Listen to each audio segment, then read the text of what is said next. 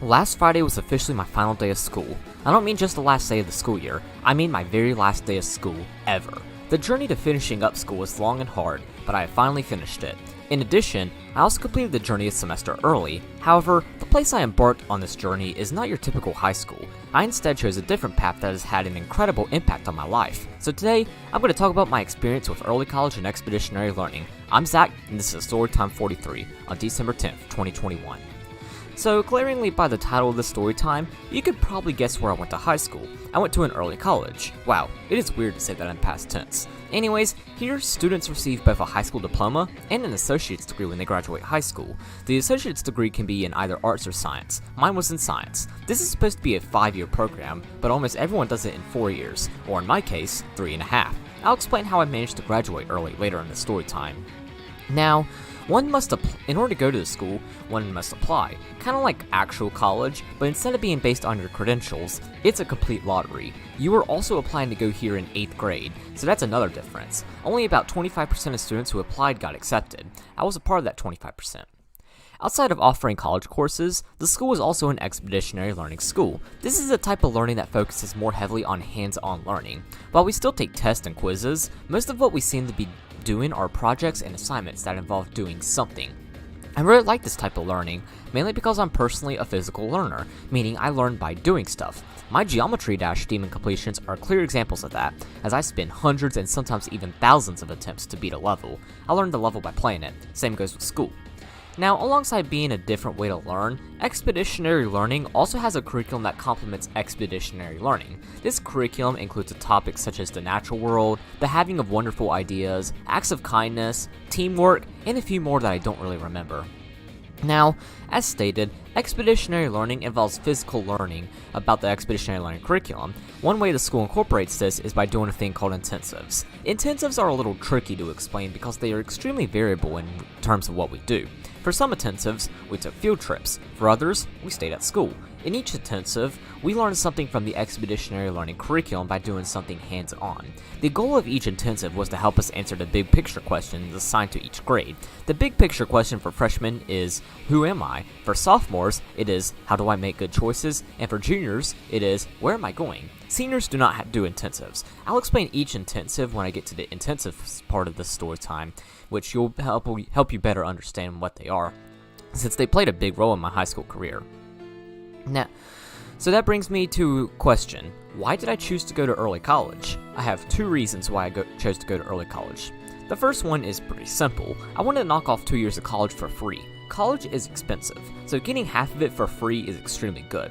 On top of that, my parents have a college fund that will pay for 2 years of college. Therefore, I am pretty much going to get my bachelor's degree for free, as well as at only 19 years old as well, so that's a huge bonus.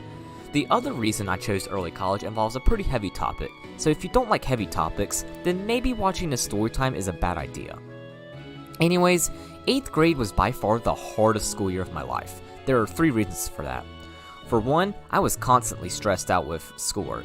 I took 3 high school courses, being World History, Earth Environmental Science, and Algebra 1. Alongside that, all of my middle school courses, not including PE, were accelerated courses. As a result, classes were harder and had a lot more workload. The class that really exemplifies the workload more than others, though, is Algebra 1.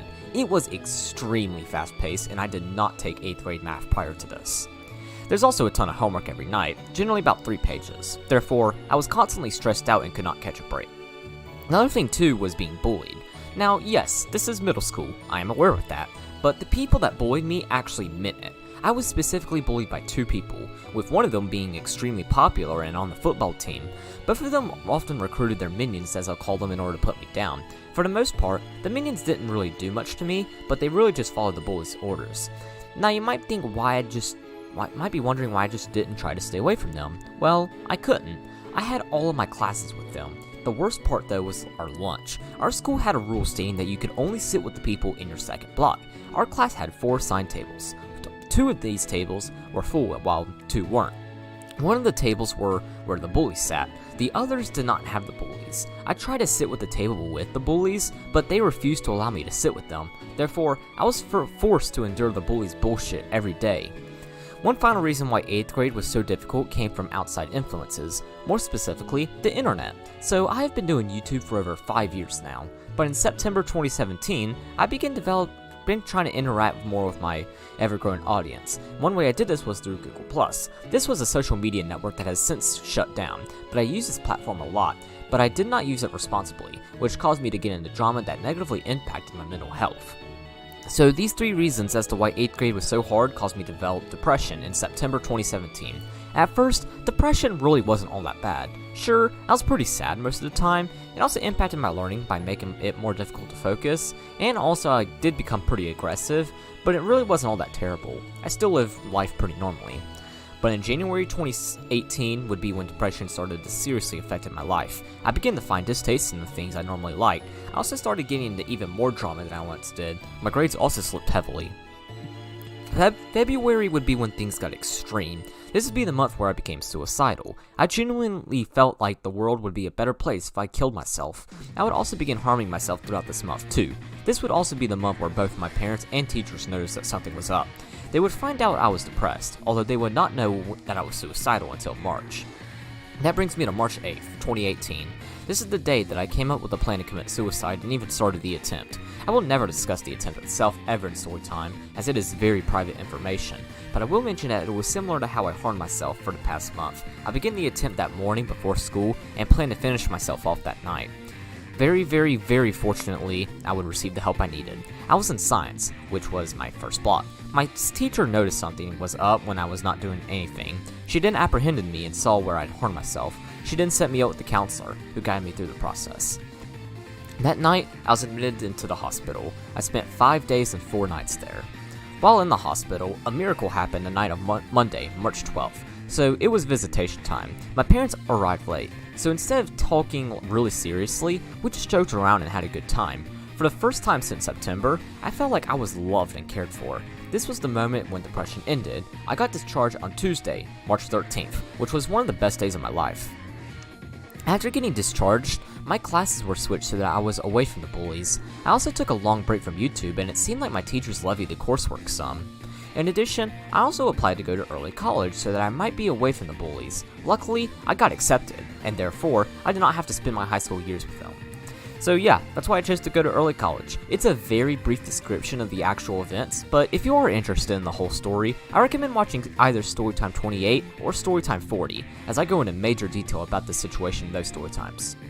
So now let's talk about each high school course I took while at early college. I'll discuss each class, the content presented in the class, my teacher, my grade, and why this class was important. I'll also explain how the expeditionary learning curriculum was implied in each course and give examples of using expeditionary learning in projects or assignments. I'll also discuss my favorite project from each course and discuss what it was, why we did it, why I loved it, and what grade I made on it. I should go ahead and convey the term high school course. I'll discuss each college course I took afterwards, since those worked a little differently than high school.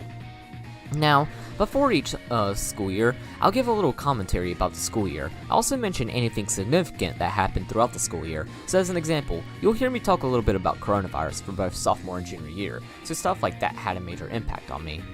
I also want to mention that there will be 2 high school courses that will not be mentioned, those being crew and seminar. I talk about these courses throughout freshman, sophomore, and I took these courses throughout freshman, sophomore, and junior year, as well as senior seminar in senior year. Senior will be discussed when I talk about intensives or seminar, and crew will have an entire section to itself. Anyways, let's begin. So glaringly, I'm going to start off with freshman year.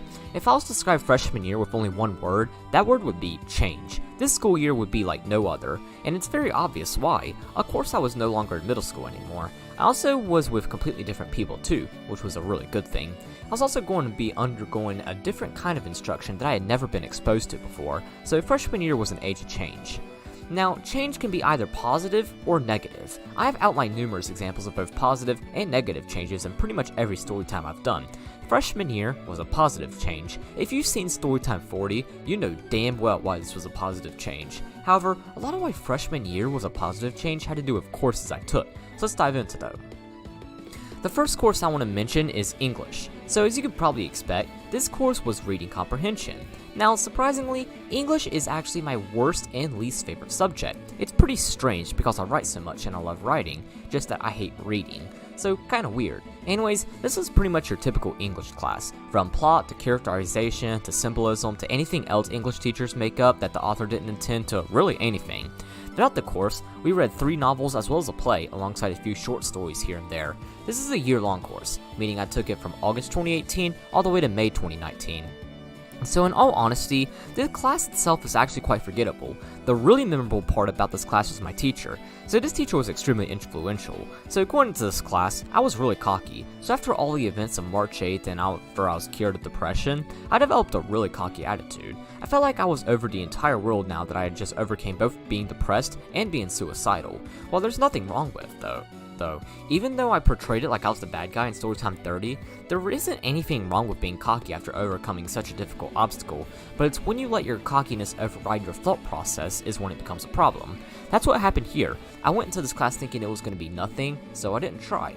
However, my teacher noticed this, so she tried to get me to do better by putting in more effort into the class. I always disagreed with her for some reason, which made her quite upset, so we argued a lot throughout the school year, especially throughout the fall 2018 semester. Starting 2019, our fights became less common. Then in March, we quit fighting. April would be when I realized I had been a dumbass all year, and I began working hard. My case only got better when I asked my teacher one day how I can improve my grade. This really impressed her, and since then, we've been on good terms. Now, this course was probably the most important high school course I took while at early college. Much of it had to do with my English teacher, but this course was also important because it taught me how to always try my best and to give it all. Since this lesson has stayed with me, and nowadays, I always try my best. So, how is the expeditionary learning curriculum prevalent in this course? Well, I think the essays we wrote for this course related to the expeditionary learning curriculum because they divided it into self-reflection. As stated, the big picture question for freshman year is, who am I? We wrote 3 essays for this course. Our first one was, what identifies us? Our second one was, who is our bridge? And the third one was, a memory. I'll explain these essays much more in detail when I talk about intensives later on in the story time, but to get the gist of it, these essays were kind of like mini story times, with the third one quite literally replicating story time, just that it was a 5-paragraph essay and not a 38,415 word script. That's how long Storytime 40 was, which was prior to this story time was the longest story time I wrote. It took me almost 3 hours to record it too. You should check it out. Great story time.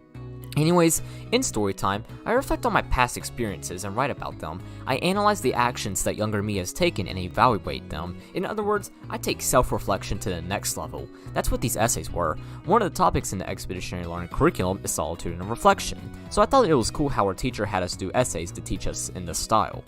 Now, what was my favorite assignment I did for this course? Well, that would have to be our Romeo and Juliet discussion. For this project, we as a class kinda had a Knights at the Round Table discussion. If you know anything about King Arthur, you know exactly what I'm talking about. How it worked was that we all circled our desk around the classroom. Prior to this discussion, we did a packet that had like 25 questions. These were not necessarily questions about the events of the book, but there were more subjective questions asking us what we thought. To make 100 for this, we simply had to speak up at least 4 times. Now, this project is special because this is actually what my teacher told me when I asked her how I can improve my grade. She told me about this project before the rest of the class, which I was able to get to work on. I did the packet really easily, and then on the day we had the discussion, I was ready. So for some reason, I must have forgotten the count. I did not speak 4 times during the discussion. No, I actually spoke a total of 8 times. In fact, I was talking so much that my teacher had to pass a note telling me to shut up. Very glaring that I made 100 on this and my grade was saved. My final grade in English was an 88. This is one of only 2 high school courses I made a B in, not including math or Algebra 1 in 8th grade. That B mostly came from me just slacking off and not trying my best throughout the school year, but that's still really good. The second course I want to mention is actually 2 courses, Geometry and Algebra 2. I'm combining these because not only did I take them back to back, but I also had the same teacher for them and they are both math courses. So in comparison to Algebra 1, these courses were a cakewalk. I received very little homework, if any, and I was almost never stressed out. Now in Geometry, we of course talked about shapes. We of course learned about area and perimeter and circumference and other stuff. We also did some trigonometry as well, which helped quite a lot when I took trigonometry in junior year, which was a college course. But there were also a lot of non-geometry topics that were prevalent throughout the course, such as completing the square and non-linear systems of equations. We took this course in the fall 2018 semester. Then in spring 2019, we took Algebra 2. Algebra 2 was pretty much as you'd expect it to be, a continuation of Algebra 1, only a whole lot easier, as most of it was really just building on what we already knew from Algebra 1. Now, my teacher for these courses was really awesome. He was one of those teachers that you could just tell has a passion for teaching. In fact, he actually retired in May 2020, but yet he still actively substitute teaches. He's even subbed for classes I've been in, which was always nice having him as my sub. Having those kind of teachers is always fun, and his class was. I always look forward to his class every day. He was one of those wisest teachers I've ever had. It felt like every comment someone made, he would be able to reply back with a saying of some sort. Now, in terms of which course I think he taught better, I honestly do not know. Our teacher did not go to college for teaching, he actually went to college for engineering. So of course geometry, more specifically trigonometry, was his specialty. Fun fact, my specialty in math also just happens to be trigonometry, but in Algebra 2 was also so well taught that he incorporated a more physical learning into it. So really, I don't know.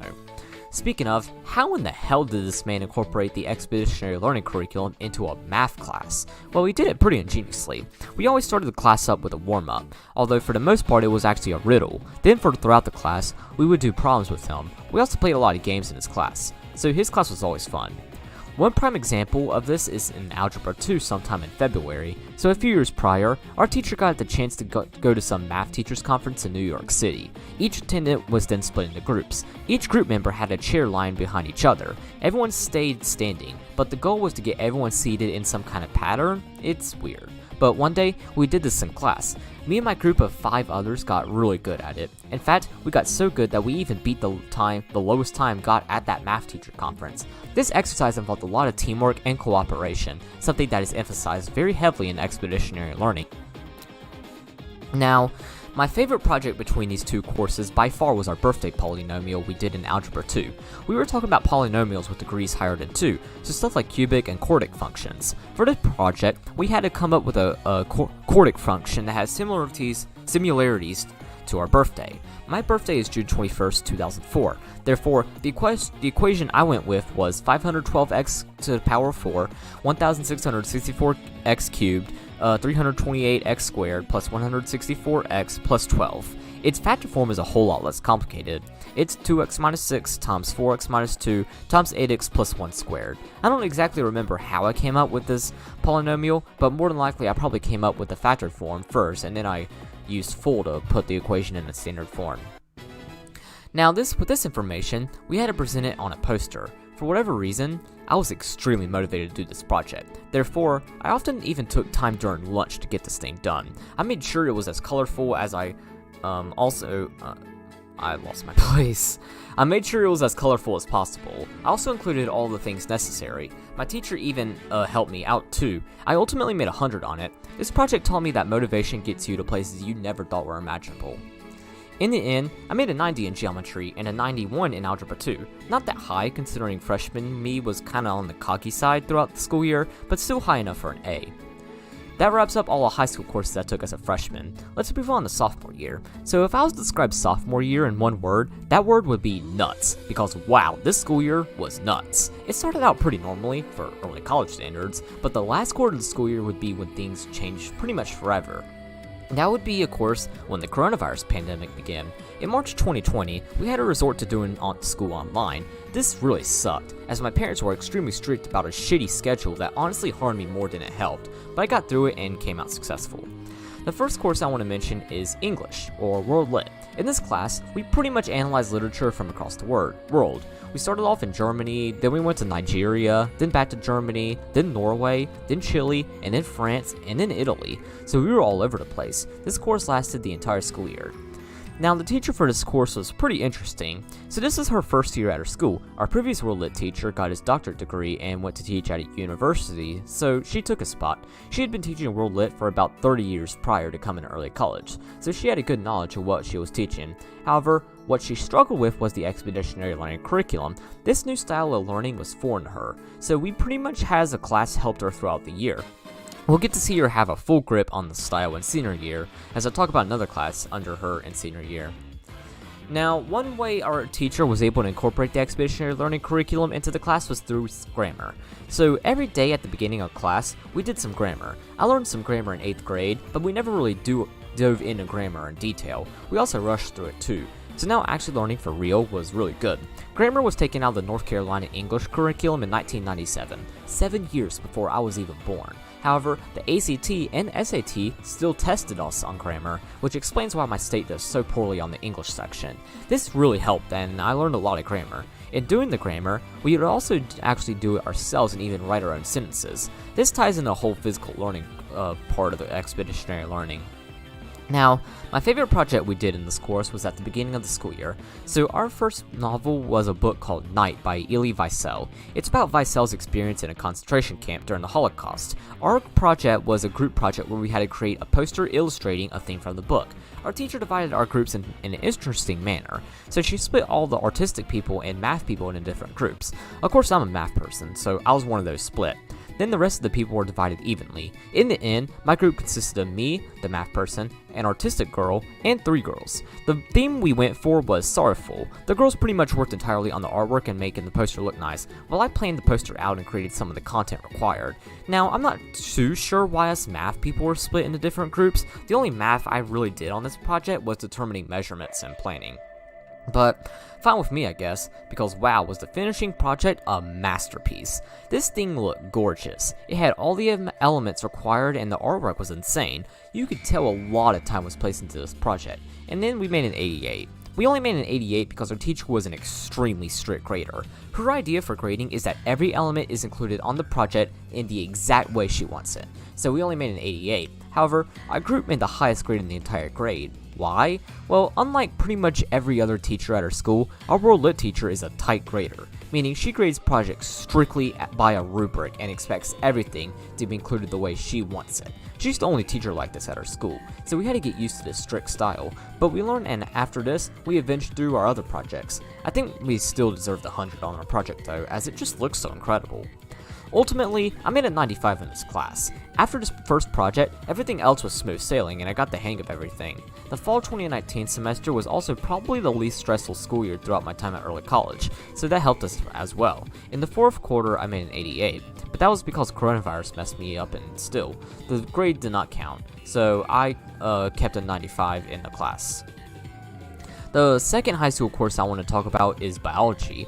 Now, this course was taken in the spring 2020 semester. In fall 2019, most students took Earth Environmental Science. I, alongside a few others, already took that course in 8th grade, so we took an online course in the fall 2019 semester.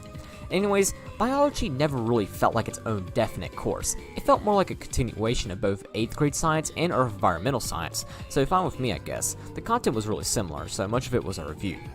So why was this the second high school course that I made a B in? Well, that would be thanks to my teacher. So she is actually the main reason I regret taking Earth Environmental Science in 8th grade. I already regretted taking that class since 8th grade, as that class heavily affected my mental health, but I really wish that I would just wait until sophomore year to take this course, because having this teacher for Earth Environmental would have made biology a lot easier. Let me explain.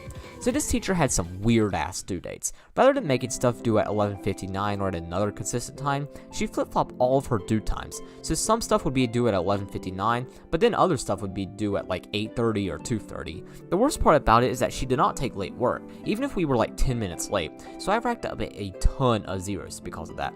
Had I had her for Earth Environmental Science, I would be used to the system, so I wouldn't have to worry about adapting it to it mid-year.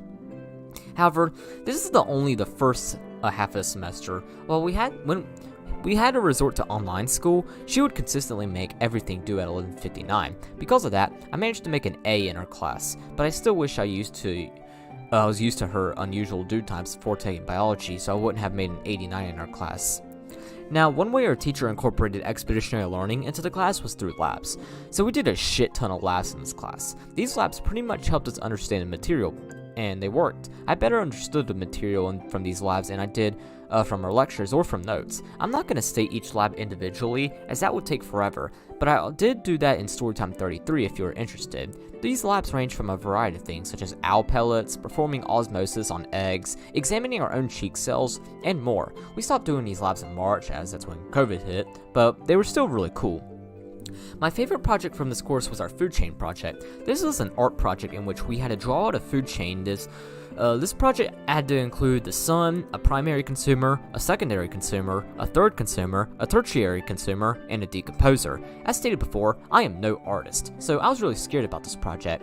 However, I think my teacher understood that most of us weren't artists, so she had us do a total of 4 rough drafts before creating our final draft. Each draft saw me getting consistently better at it. Eventually, my final draft looked incredible. I had algae as my producer, plankton as my primary consumer, a lobster as my secondary consumer, a jellyfish as my third consumer, a shark as my tertiary consumer, and a water worm as a decomposer. This is on a full sheet of poster board. It took me 4 hours to draw and color this, but wow, it looked insane. My teacher agreed with me, as she gave me a 96.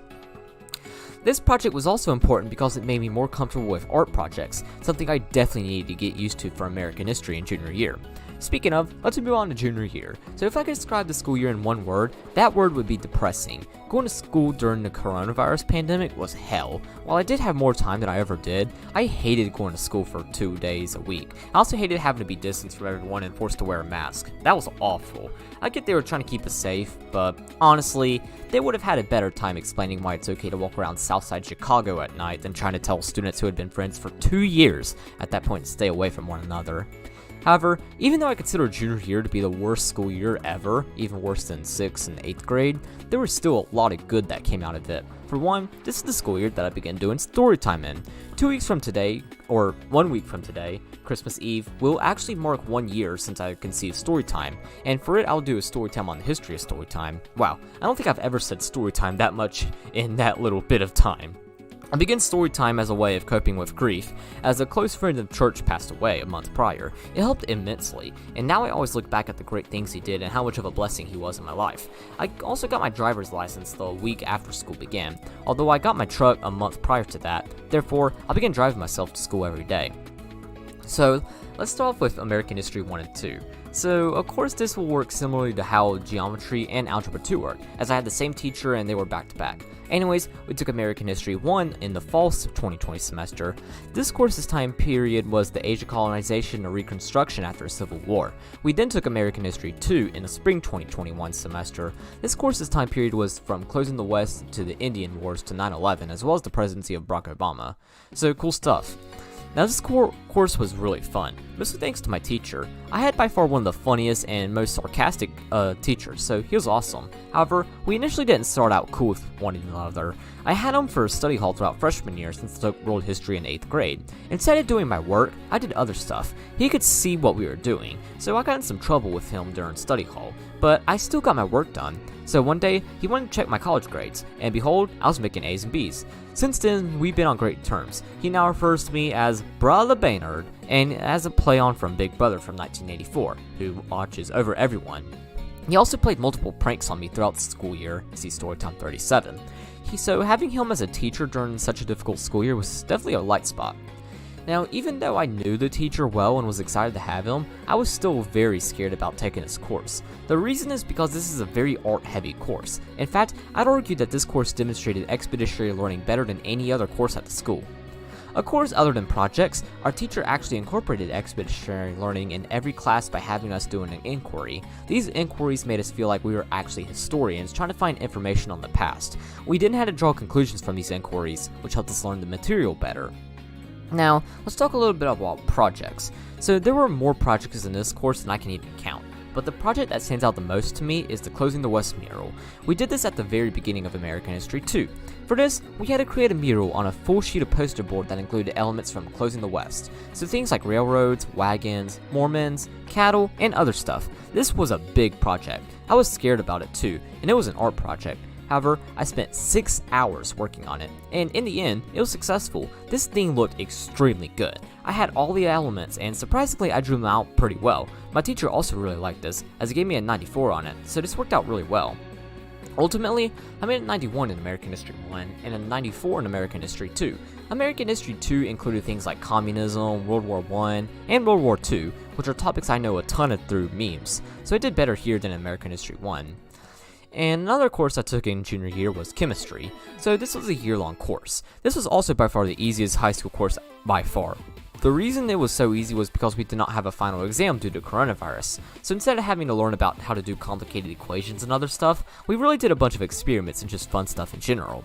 The assignments and quizzes we did have were really easy, so this is an overall really stress-free class.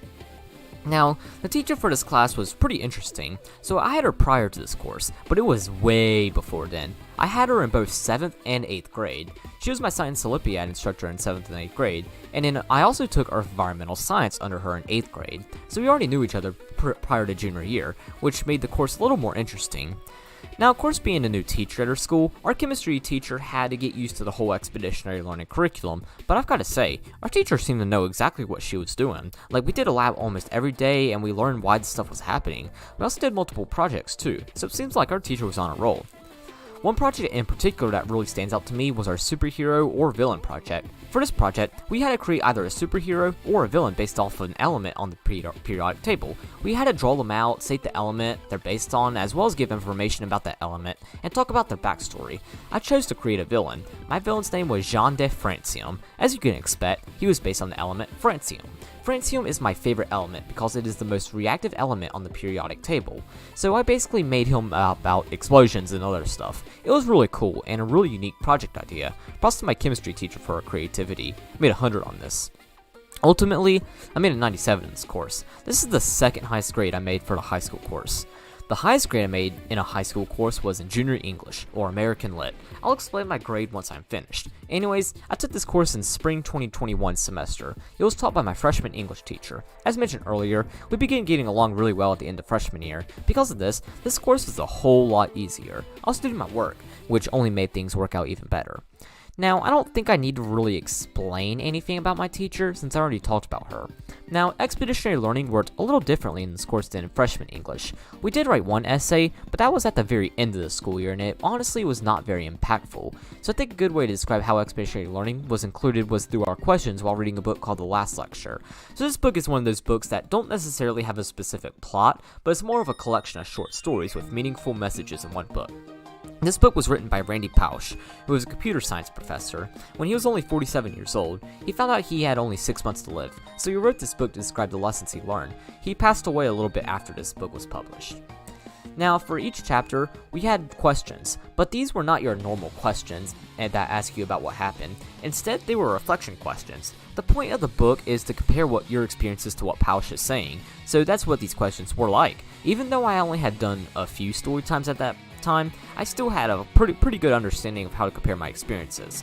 So that's what I did. In fact, I occasionally even directly took out pieces from Storytime onto a question. I would also do the opposite, taking stuff I wrote on the assignment and then adding them to Storytime.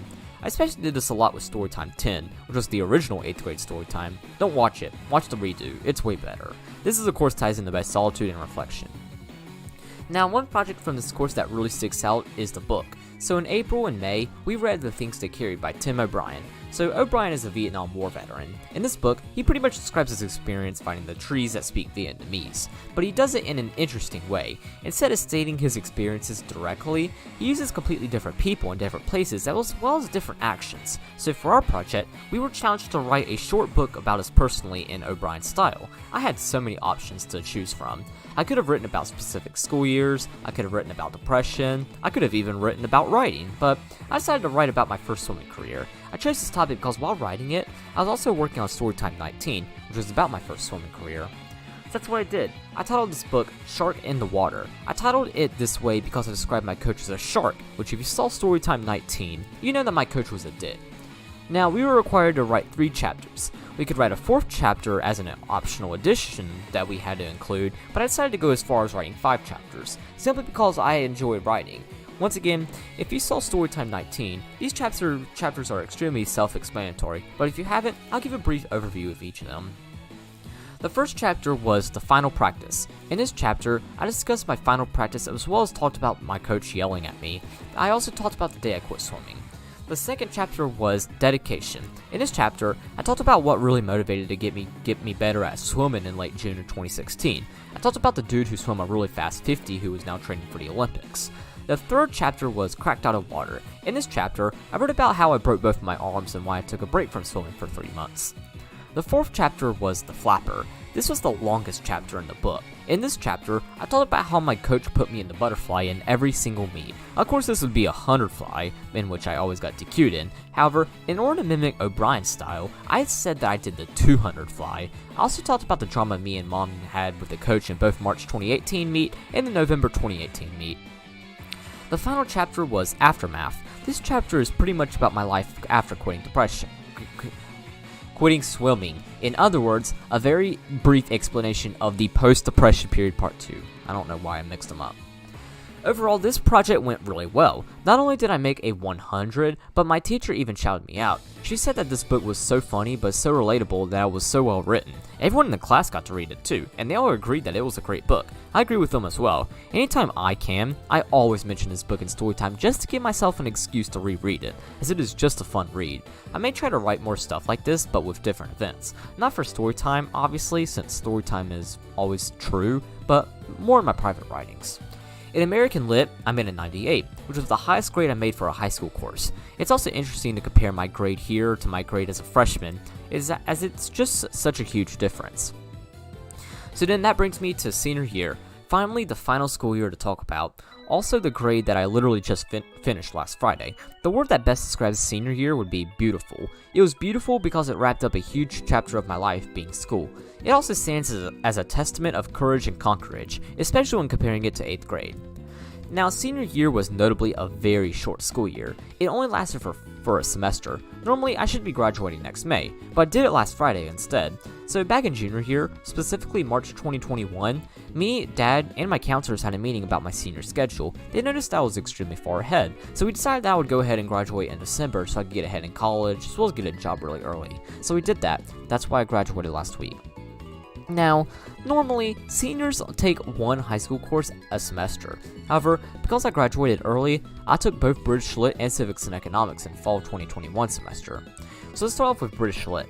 Now, like American Lit, I already had this teacher once, that being my World Lit teacher, so there's no need to explain to her again. However, I will mention that now that this was her 3rd year at her school, she was pretty much comfortable with the whole expeditionary learning curriculum, so having her for this course was a lot easier than having her for World Lit. Now, this course, as expected, was about literature written in that one country with funny accents, as well as that one country whose capital city is the Detroit of Europe. We read stuff from as old as Beowulf and the Canterbury Tales all the way to stuff such as 1984 and Frankenstein. Therefore, much of what we read had a shit ton of these, thous, and thighs, but it was pretty easy to get used to them, and ultimately, I prevailed through the course. One sec. Now, one way expeditionary learning was incorporated into this course came from a specific assignment. For this assignment, we had to memorize a piece from Meditation 17 by John Donne. We specifically had to memorize the "No man is an island" part of the piece. I'm pretty good at memorizing stuff. As a kid, I had to memorize a ton of Bible verses, so this kinda helped me out here. I may one day do a story time about the specific program about us memorizing Bible verses. I think that'd be a fun story time. Anyways, back to senior year, I did really well in this. I simply memorized the piece the night before we had to have it memorized, and the next day, we simply had to write out the piece, which was way easier than speaking it. So, I did it and I made 100 on it. Now let's talk a little bit about a project that sticks out to me. Now this project is extremely special. Not only is it the project that stands out the most from this course, but also the project that sticks out the most out of every project I ever did in high school. This would be my senior talk, or senior project as it's sometimes called. For this project, I had to create a Google site that pretty much examines my growth and just overall high school accomplishments. I had to include an About Me page, a learner profile page, a British Lit page, a high school page, and a college page. On the About Me page, I had to include a hopes and dreams section, a favorite media section, a hobby section, and what I create section. For the hopes and dreams, I talked about wanting to travel to every state. I had a map of every state I've been to accompany this. For the favorite media section, I talked about my favorite video game, which is Super Mario Galaxy. I talked about why I love it, and I also included a video of someone beating the level Pull Star Path. For the hobby section, I talked about writing. I talked a little bit about me beginning my writing career when I was 12 years old and how I developed from there. For it, I included a screenshot from a section from Storytime 40. I screenshotted the part of the Storytime where I talked about how I broke both of my arms. For the What I Create section, I linked Storytime 38 and talked about how I do Storytime.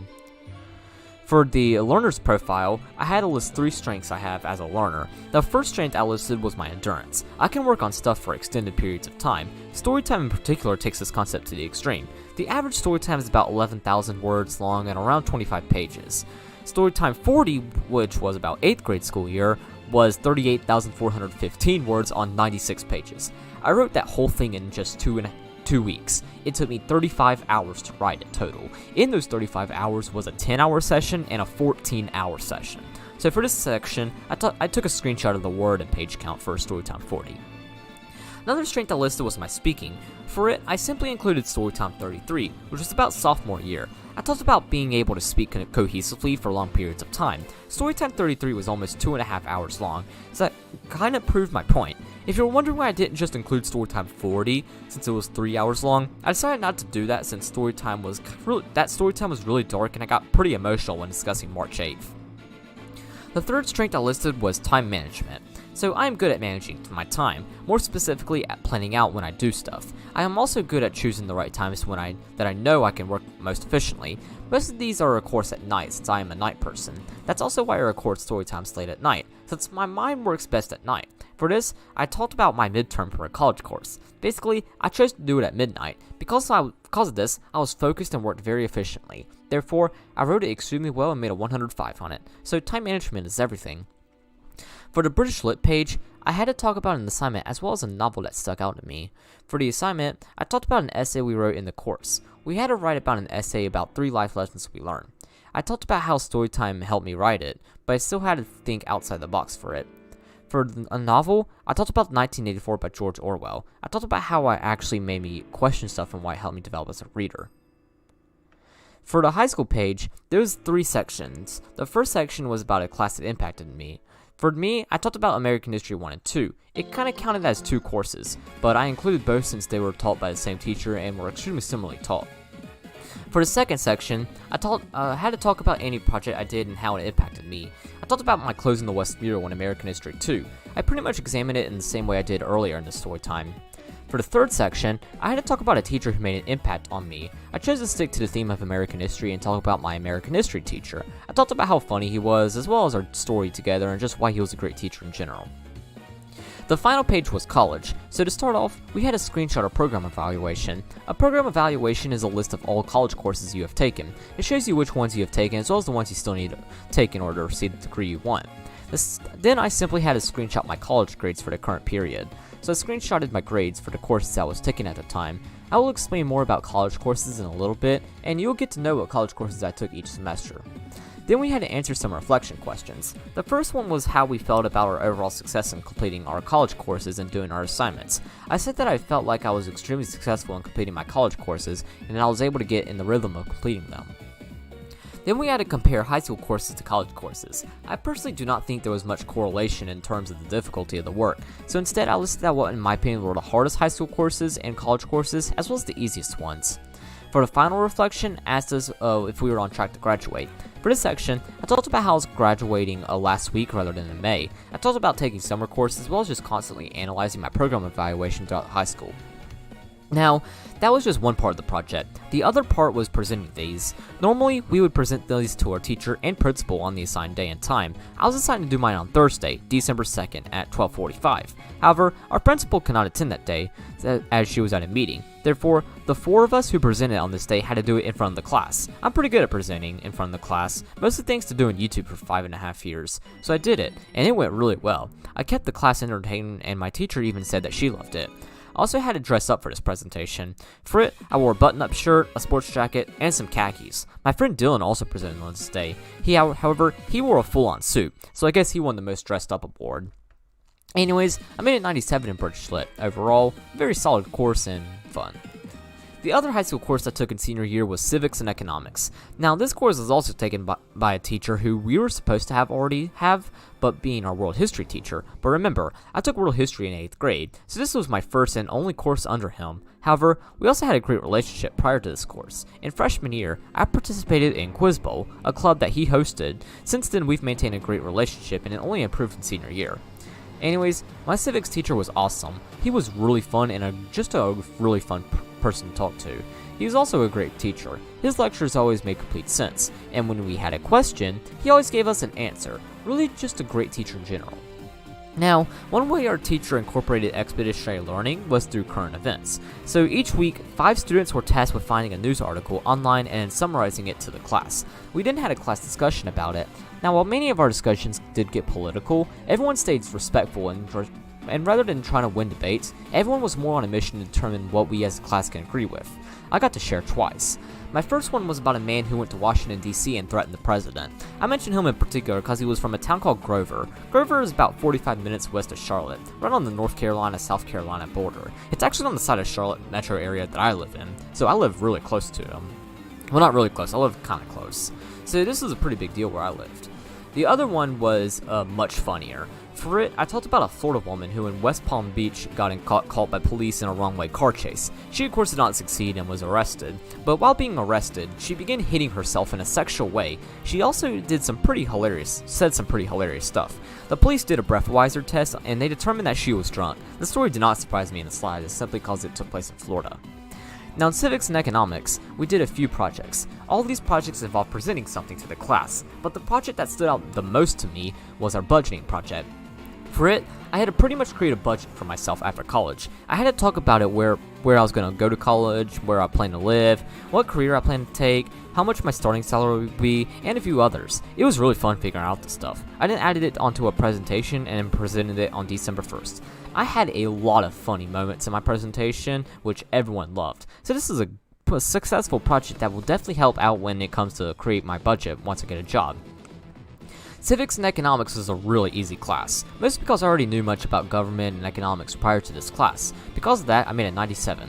So that was all the high school courses that I took throughout my time at early college. However, high school courses aren't even half of what I took. The rest of what I took were college courses. When students graduate from early college, they will receive either an associate's in arts or science. Alongside this, they may also receive a certificate if they want to. Some students ditched their associate's degree and went with just their diploma and certificate. I received a high school diploma, associate's in science, and a business and administration certificate. In fact, I was the first student at our school to ever graduate with these 3 things a semester early, so I guess that's how my legacy would be passed. So, glaringly, I'll talk about each college course. Now, I took far more college courses than I did in high school courses. However, they worked a little differently. For one, the expeditionary learning curriculum was not applied to these courses because they were taught by professors as the main college that our school is associated with. Therefore, none of that here. Another thing too is that unlike high school courses, college courses are generally semester-long courses. However, there are some exceptions to this rule that I will mention later on. So instead of splitting each group of courses by school year, I will split them up by semester. I still do the normal commentary with the semesters, by the way. For each college course, I will be examining the content of the professor, a project, or assignment that sticks out to me, and my grade. So let's begin with fall 2018. My first semester of college. At first, I was quite nervous to take college courses. After all, I was only 14 years old and I was a rising freshman in high school, so it made sense. It was also, of course, my first time taking college courses, so I was a little nervous about the unknown as well. Anyways, the first college course I want to discuss is Computer Science 110, which is an introduction to computers. I took this course on Mondays, Wednesdays, and Fridays. So this course is pretty much about computers. The course went over how to use a computer, how a computer is built, how to use different Microsoft Office apps, and more. It was also, in my opinion, the hardest college course I took. The difficulty mostly came from the content, as this stuff was not easy to learn, but another part of the difficulty came from my professor. So this professor sucked. She never really taught the class. She was just all like, do the work and ask me if you have questions. She also had a habit of hiding some of the content. Because of this, the class average at the beginning of the first week was a 33. I was making a 26. And because I missed 3 assignments that I didn't even know existed. She never told us about them, which sucked. So, and the worst part is that she wouldn't waive them or give us extra time because everyone missed them. So she was bad. My favorite assignment from this course was surprisingly the final exam.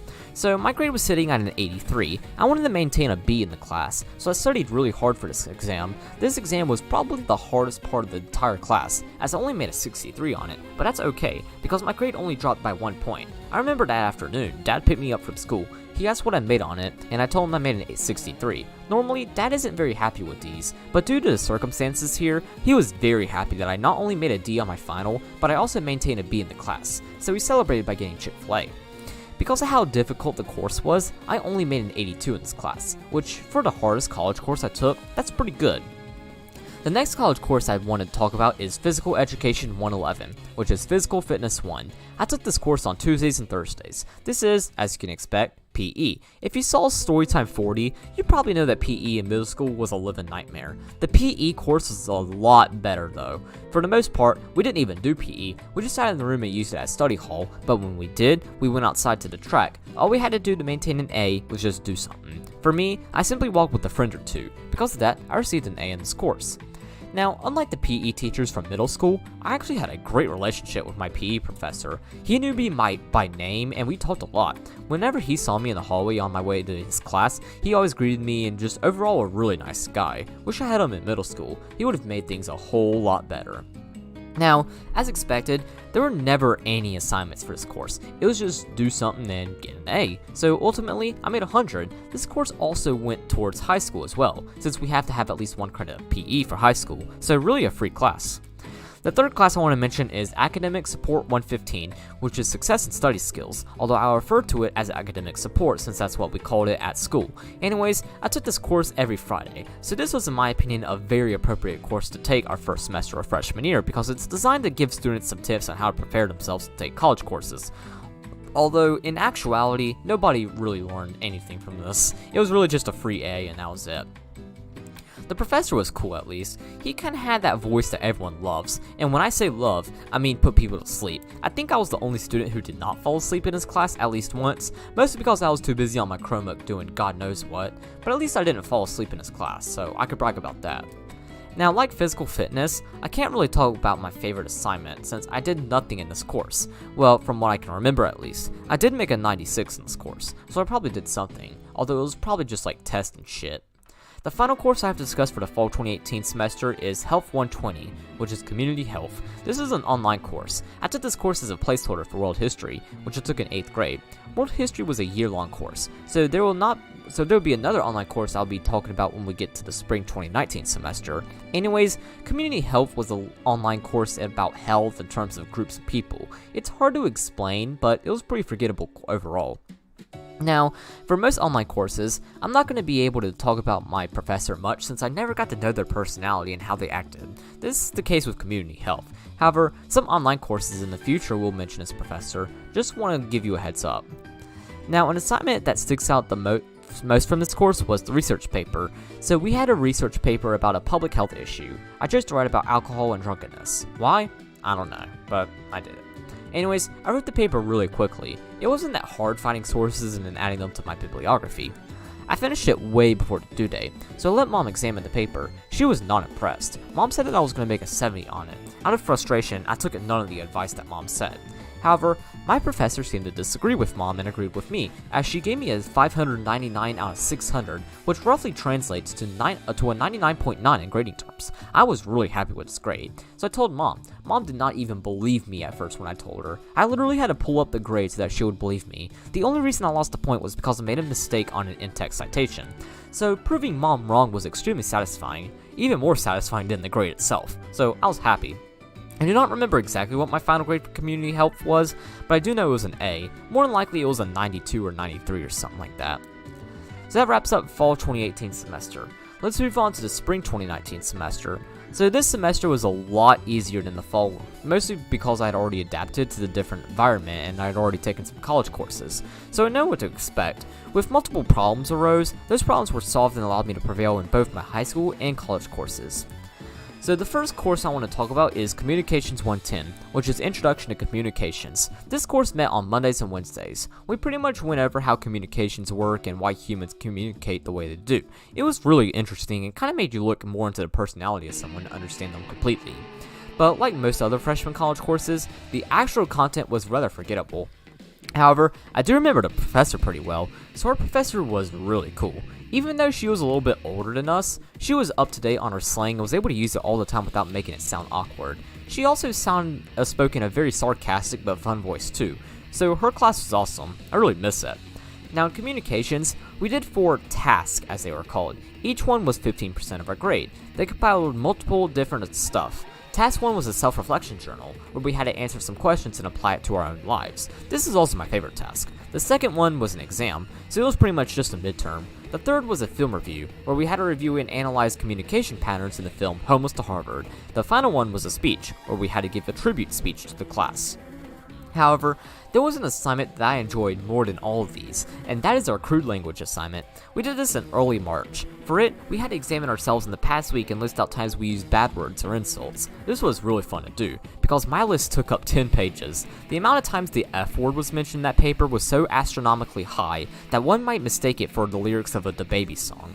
Beside them, I also had to state the context of why I used those bad words. Most of the times I said the F word came from me raging at geometry dash while in the hallway, which does not surprise me in the slightest. The second most common reason was through my writing. I used to use the F word a lot in my freshman writings. Nowadays, I refrain from using that word as much as possible. That's why I don't use it in Storytime. The third was just common interaction with my friends. As for non-F word phrases, they either had the word shit in them or they were referring to sex. Pretty common vocabulary for a high school freshman, as most of my friends had a similar list of bad words. Some even had more. I ultimately made a 100 on this assignment. I remember my professor even commenting that when she did this assignment herself, she had a similar amount too. So we all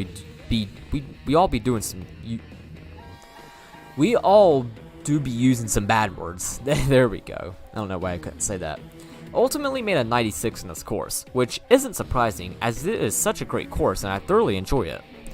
The next course I want to talk about is Health 110, which is Personal Health and Wellbeing. This course met on Tuesdays and Thursdays, so physical fitness was kind of like a prerequisite for this course, as this course taught by the same professor, and also PE and health go hand in hand. Anyways, this course is pretty much your standard health course. Goes over pretty much anything you'd expect a health course to go over, such as eating, heart disease, the human body, and of course, sex. So, really basic. I believe it too counted as both a high school and college credit. We also got a 2-in-1 deal on this course as well. Now, every day before class began, we took a 4-question quiz on the material we went over the class before. These quizzes were always really easy. I always got either 3 or 4 questions correct on each quiz. These quizzes would be added up to get our grade for the course. However, my final grade for this course is really weird, so I alongside about half the entire class made a 100 for this course, but yet I did not receive a 100 on every quiz. How is that possible? Well, in early May, some dumbass decided to break into the classroom and steal stuff. One of the things they stole were papers that had half of the class's grade on them. Mine just so happened to be one of the papers stolen. Because of this incident, our professor just gave us a free 100 since he didn't remember any of our grades, so free 100 for a course. The third class I want to mention is Business 110, which is Introduction to Business. This course met every Friday. In it, we pretty much discussed what a business was as well as how a business works. Initially, this is an extremely boring class because it lasted for 2 hours and 15 minutes. 14-year-old me could not sit for that long. So for most of the time, I just goofed off on my Chromebook doing other stuff. However, I eventually learned to keep myself focused in this class through food. So the classroom business took place in, as well as was really close to some vending machines. So what I did was that I would go get some food from the vending machines every day before class. This was from Christmas money, as I tend to hold money as I get as gifts for pretty long periods of time before spending them. The sugar from my sodas and candies always kept me refreshed and ready to roll. Now, the professor was also really cool. I seem to have been his favorite student since I sat right in front of his desk. So we often did some small talk, which helped build a relationship. Anyways, he was a part-time professor who had retired 3 years prior to coming to our school. He used to own a steel plant in western Pennsylvania. I believe he might have been from Pittsburgh, although I'm not too sure. I guess after retirement, he hated the cold, so he decided to move down to Charlotte because why not? So of course, being a northerner, he kind of had an accent that we in the South like to make fun of. He found this really funny and even made impressions too. Additionally, he also made fun of our southern accents as well, which we all found really funny too.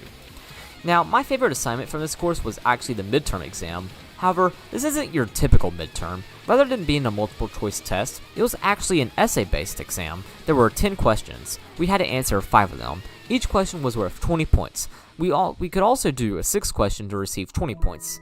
Therefore, I decided to do 6. 20 extra points, by the way. Now, very obviously, I enjoyed this assignment because I enjoy writing. I managed to do the entire thing in just 1.5 hour session. 2.5 hour session. That sentence is written very weirdly. I ultimately made a 111 on this midterm. It was also worth about 20% of my grade, so this dramatically rose my grade.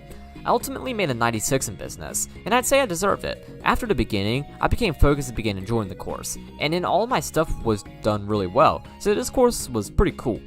The final course I have to discuss for the spring 2019 semester is Humanities 160, which is Introduction to Film. This is an online college course. Since World History was a year-long high school course, we took this course as a replacement for it in the spring 2019 semester.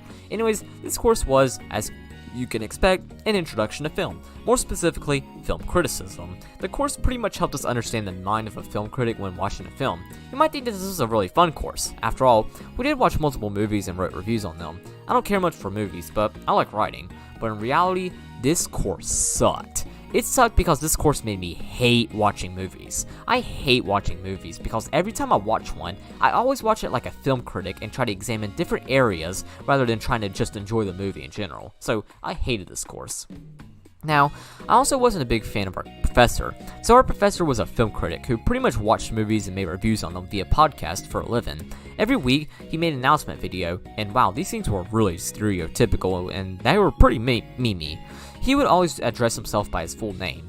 He would say his first, middle, and last name, as well as the second after saying his last name. That would be like instead of me saying, "I'm Zach, this is Storytime 43, on December 17th, 2021. It would sound more like, "I'm Zachary James Baynard, and you are watching the 43rd episode of Storytime, which was released on December 10th or December 17th of the year 2021 in the year of our Lord." That's literally what he sounded like. So all of us who had him for film pretty much just made fun of him while talking with each other.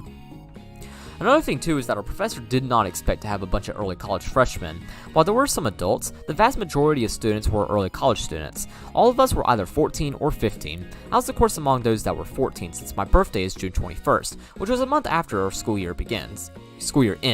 Not begins. Anyways, our college, the college our school is associated with has a rule that states that anyone under the age of 16 must have a parent or guardian to walk around campus, or to go to the library. Our professor had an assignment where we literally had to go to the library and ask the librarian about APA format.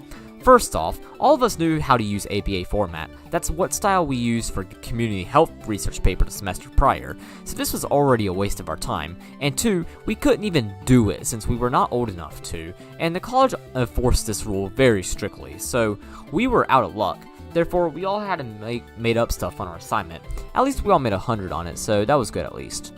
Now, the reason I bring this up is because the assignment was affiliated with the project I want to mention for this course, being our semester project. At the beginning of the semester, we were assigned a top 100 grossing film of the 20th century, where we had to write an extremely in-depth film review and analyze in detail the film. This was done by writing a 10-page paper on it. While this page does not scare me at all today, as most story times are about 3 times that length, as a freshman, this scared the living shit out of me. The longest thing I wrote prior to this was not even half that amount, so this was going to be a completely different experience than what I was used to.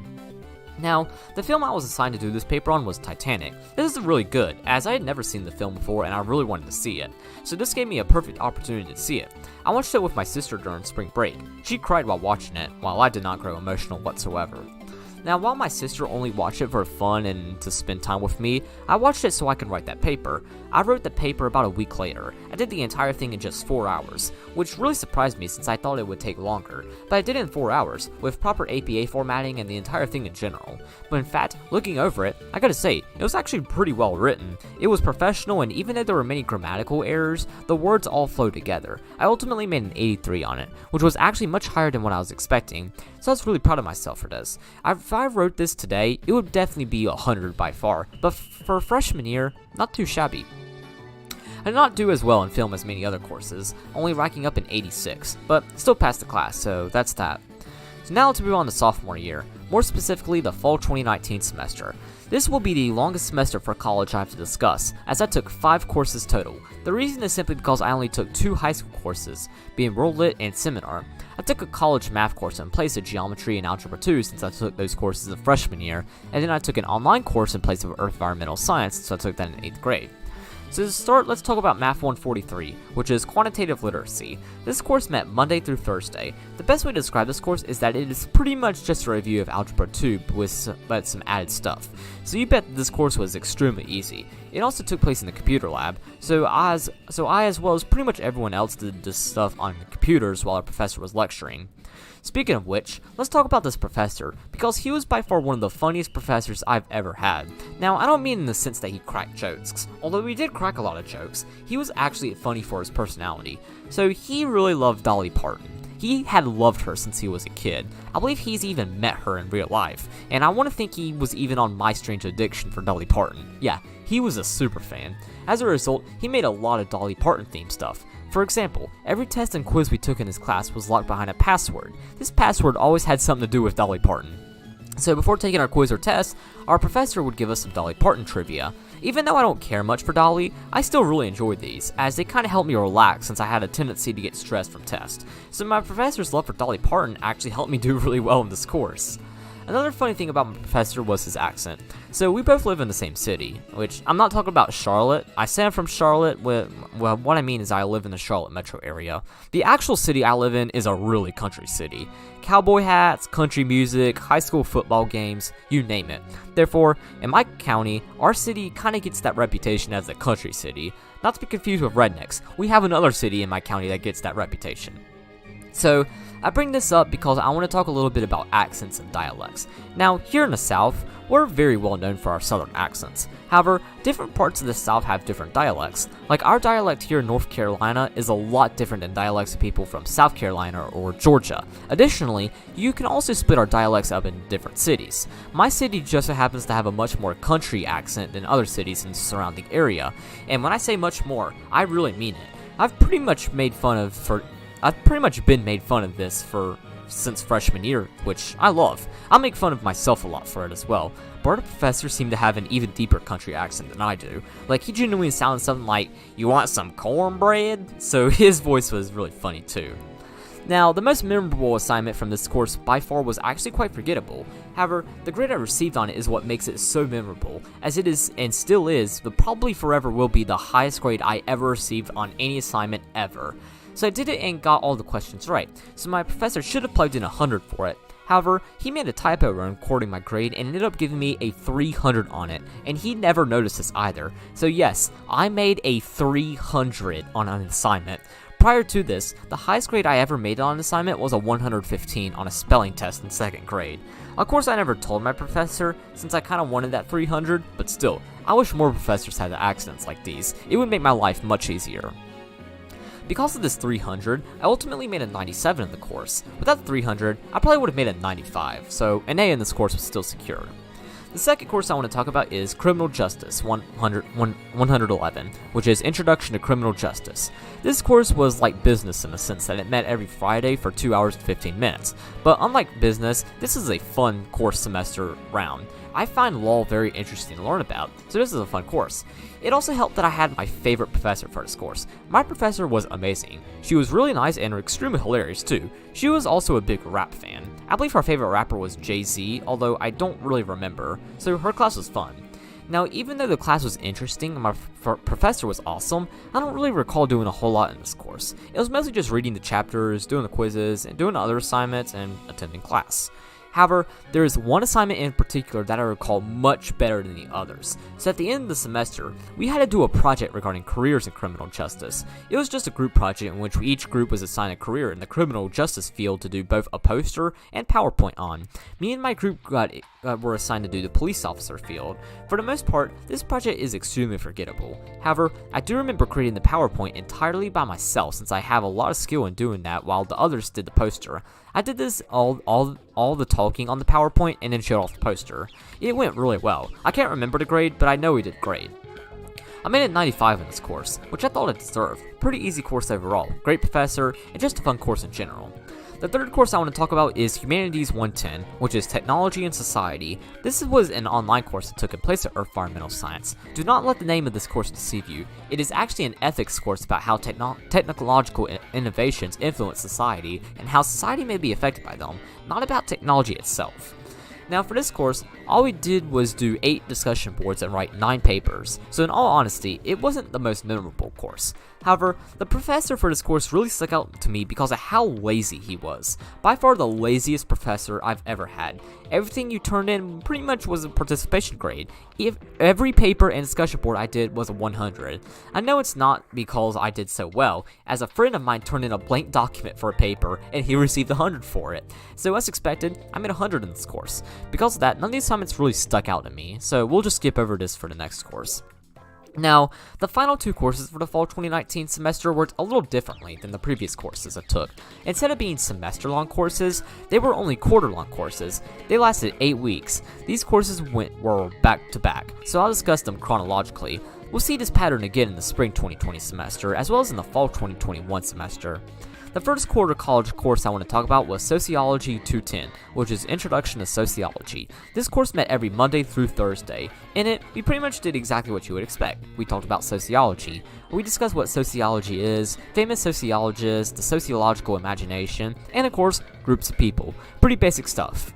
However, what makes this course stand out the most is the professor. To say that this professor was bad shit crazy is an understatement. Pretty much on our first day, he basically outlined that he was going to try to turn us into serious students who were ready to learn and didn't mess around.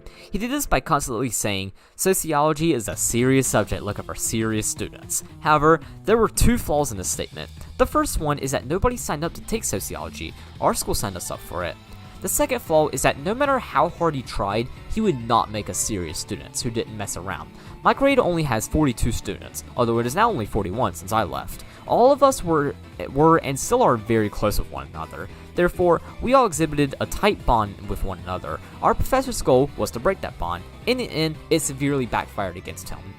Nobody, myself included, took his class seriously. We also all made and continued to make fun of him for his strict behavior, so we actually made our bond even tighter.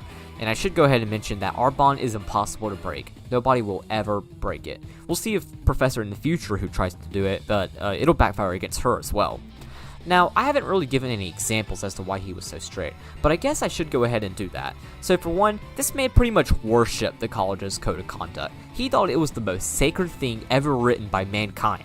So he enforced his code of conduct like a Jew enforces the Torah. That's why another common phrase he used was, "It is not my policy, it's the college's." He said this when someone asked to do something that goes against the code of conduct that almost every professor doesn't mind about, like going to the bathroom or eating and drinking. Now, outside of being really strict, he was really boring as well. His lectures put the girl beside me to sleep every day, and often dazed off in his lectures. I mean, do you really expect a 15-year-old to be interested in sociology out of all things? Me neither, so therefore, I often call this course nap time in place of it. Now, the assignment that sticks out the most to me is the final exam, or comprehensive exam as our professor calls it. This was a 50 multiple choice question and 3 essay-based question test. This test was worth 30% of our grade. However, there were 2 catches with this exam. The first one is that we got to take it twice. The first attempt was taken on the second to last day of class. The second attempt was taken on the last day of class. The second catch is that if we made at least an 80 on this exam, our professor would bump our grade up to 100. That night after we did our first attempt, he promised that he would announce everyone whose grade was bumped up to 100. So therefore, I did something that I pretty rarely do, which is studying. I don't normally study since I don't have to, but I just remember information really well. Storytime is proof of that. But I studied for this exam. I even asked my professor a question about the sociological imagination after class the day before we had the exam, and we both had a pretty in-depth conversation about it for 10 minutes. And that's honestly why I don't call my professor bad, as this conversation, it was a great conversation. So I was prepared. I then took this test, and it went pretty well. It was really difficult, but I knew the material, so I didn't get stumped on any question.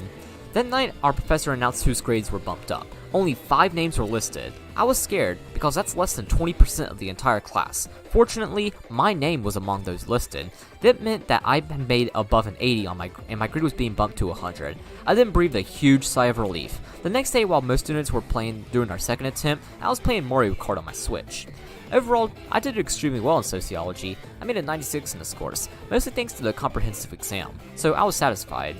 That then brings me to the course I took in the second quarter, being Communications 231, which is public speaking. Like sociology, this course met Monday through Thursday, but unlike sociology, this is a really fun course. Our professor was really cool. I believe he was only like 30 years old, so he understood us and our culture a lot. He also loved to talk, so we had some class talk with him about stuff. We also made constant jokes about our sociology professor, so this course was fun.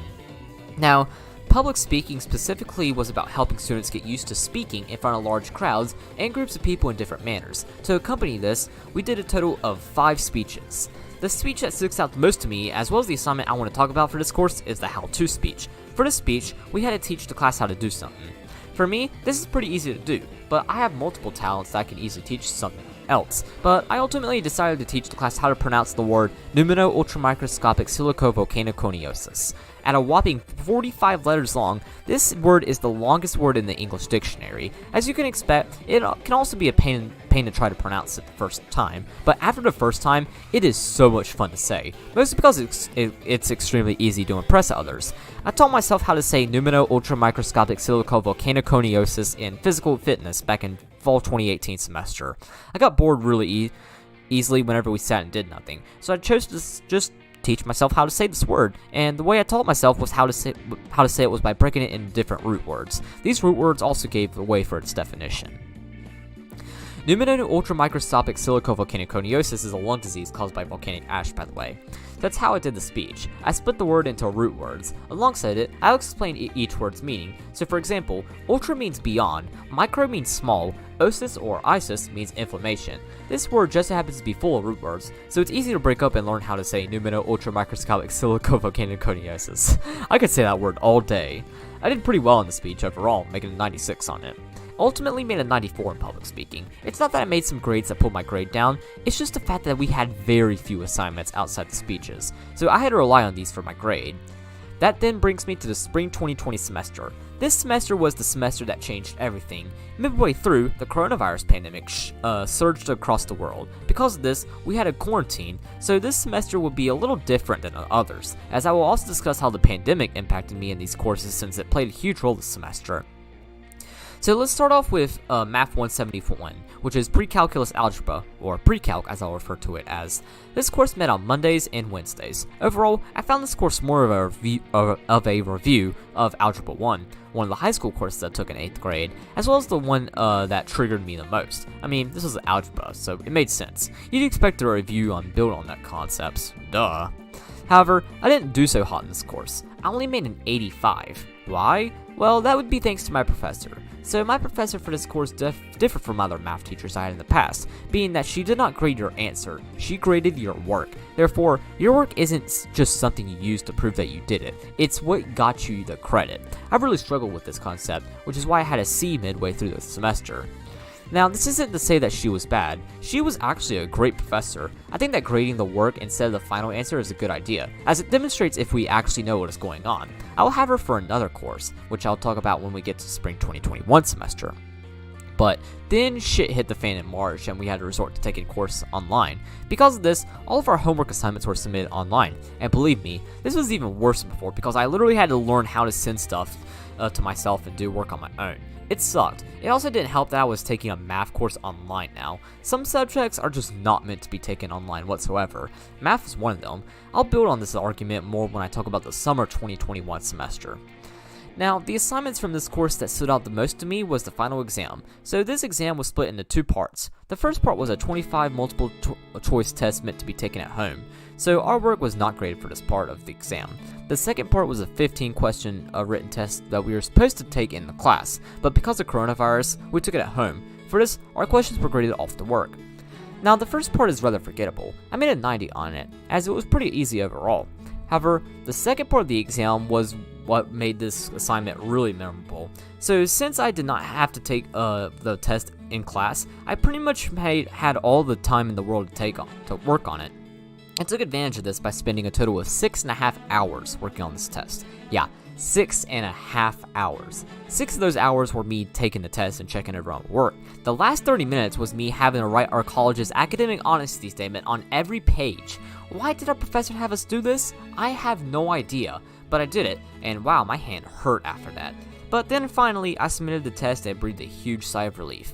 In the end, this hard work paid off. I made a 97 on this test. This was actually the highest grade I made on an assignment for this course, so spending this much time on this test was definitely worth it. So that brings me to the next course for the spring 2020 semester that I want to talk about, that being Criminal Justice 141, or Corrections. This course met every Friday. It was pretty much an overview of the American correctional system. It was pretty interesting. But holy shit, this course sucked thanks to our professor. Most students loved this professor because she taught like us and was pretty young. I hated her because she was not prepared for the class whatsoever. Now, I will give her some slack, as this was the first time she ever taught a college course, but wow, she did some stuff that even first-time professors should not even do.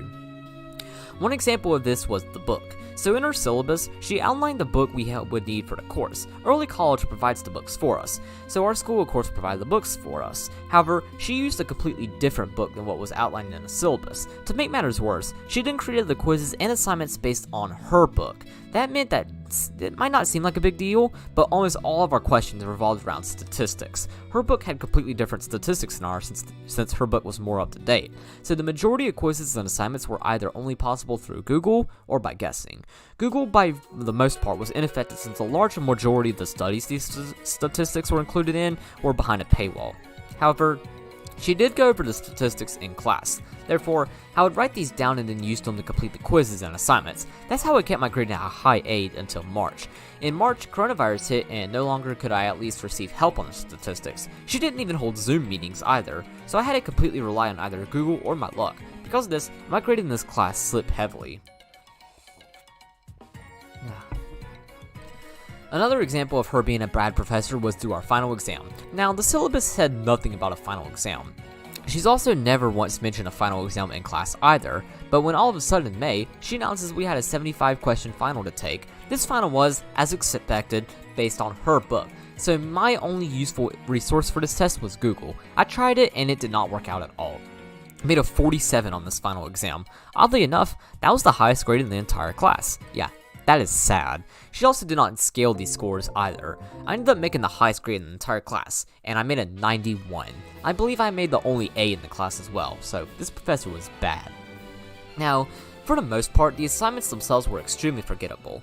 However, there was ones that I remember a little bit more. That would be our semester project. So we all know the American correctional system is pretty flawed. Lack of funding, a lot of violence, and even the system making non-violent offenders turn into hardened criminals. So for this project, we had to examine a certain issue found within the system and write a report on it, as well as create a presentation on it. We were originally going to present these, but because of coronavirus, we couldn't, as we finished these in late April. My topic was about violence. However, I don't exactly remember much about it. I have no surviving evidence of either the reports nor the presentation. Therefore, I can't really talk about it that much. But I will say, I do remember that I made 100 on this project. That's all I remember about it. If it wasn't for my professor, I probably would not remembered a single thing from this course. So then, let's talk about the two quarter-long courses for the semester. These will work the same way as they did in fall 2019 semester, just with an extra mix of coronavirus in them. The first one, the one I took during the third quarter of sophomore year, was Political Science 120, which is American Government. This class met Monday through Thursday. This course was also pretty much a college version of civics and economics, just without the economics part, and the class itself was really boring. Like, instead of doing all the fun stuff we did in civics, we pretty much just did lectures all the time in this course. I normally didn't pay attention during these lectures since I know the majority of content presented, so I just goofed off on my Chromebook doing stuff. Now, unlike the other college courses presented in the spring 2020 semester, coronavirus had no impact on this course. This course ended just a week before the whole quarantine bullshit came into play, so it never affected my ability in this course. Now, like the course itself, the professor was also very forgettable. I believe teaching political science was her part-time job, as she was actually a magistrate for her full-time job, but other than that, I don't remember much about her. We also had very few assignments for this course too. I believe we only had like 5. That's not a lot. The one that stuck out the most to me though was the class project. We could choose from a multitude of different topics. I chose to do a presentation on the differences between Democrats and Republicans. Now, I'm not going to say which of these political parties I fall under, but I will say, the presentation did have a little bit of bias towards one of them. Not much though, I explained both parties pretty accurately, but one was slightly leaned towards more. Thankfully, I didn't have to present, which may have been a little problematic considering I was talking about politics and all, but I still managed to rank up 100 for this project. My professor commented that she really liked the pictures I used, and I agree. I thought the pictures in the presentation were extremely clever. Like for one slide, I talked about gun control. When talking about Republicans' general opinion about guns, I included a gif of the scene from A Christmas Story where Ralphie pretends he is shooting off some bad guys. This is probably my favorite image I included. This is also my professor's favorite one too. She was a pretty easy but fun project overall. Well, she wasn't, the project was. Ultimately, I made a 96 in this course. Overall, I knew much of the content presented and therefore everything came natural. It was also really boring, so yeah. Now the course I took after American Government was Business 137, which is Principles of Management. This class met Monday through Thursday. This course is pretty much about management and what a manager thinks when they are making decisions and stuff. We were required to take this course in sophomore year since many of us were getting jobs and whatnot. I didn't get a job until the beginning of senior year, but that's a topic for another story time. Anyways, I was pretty scared to take this course, as I heard really bad things about this professor. There was an early college class who took this course back in the fall 2019 semester, and apparently, she once kicked out the entire class because people were on their phones and talking while she was lecturing, which if you ask me, that's pretty hilarious. There's also talked about how strict she was as well. They also mentioned that her class was also just boring in general, and I agreed with them. For the 4 days I had this class in person, I had to try so hard not to fall asleep. Now, I say I only had this course for 4 days because the next week, the coronavirus pandemic messed everything up and we had a quarantine. So having her class online was honestly much better than having her for in person just because I didn't have to endure her boring ass lectures. However, that meant that assignments were due sooner and we were given less time to do stuff. That meant that I was taking quizzes and doing assignments just a couple days apart from the next one, so I was quite rushed throughout this course. The assignment in particular that stood out to me the most was the personality test, or personality paper. For this, we had to do the Myers-Briggs personality test. When I took it, I classified me as a logician. It stated that my particular traits were introverted, intuitive, thinking, prospecting, and turbulent, or INTP-T, which I agree with all of those traits. In fact, while writing this story time, I redid the Myers-Briggs personality test, and my results were the exact same as they were in sophomore year. So this is a pretty accurate personality test that was really fun to do. I'll link the test in the description in case y'all would like to try it for yourself. It's free, by the way. Anyways, we had to write a paper about our personality and talk about each part. Overall, I think I did extremely well talking about each part. In each part, I was able to give examples as to why I agreed with them.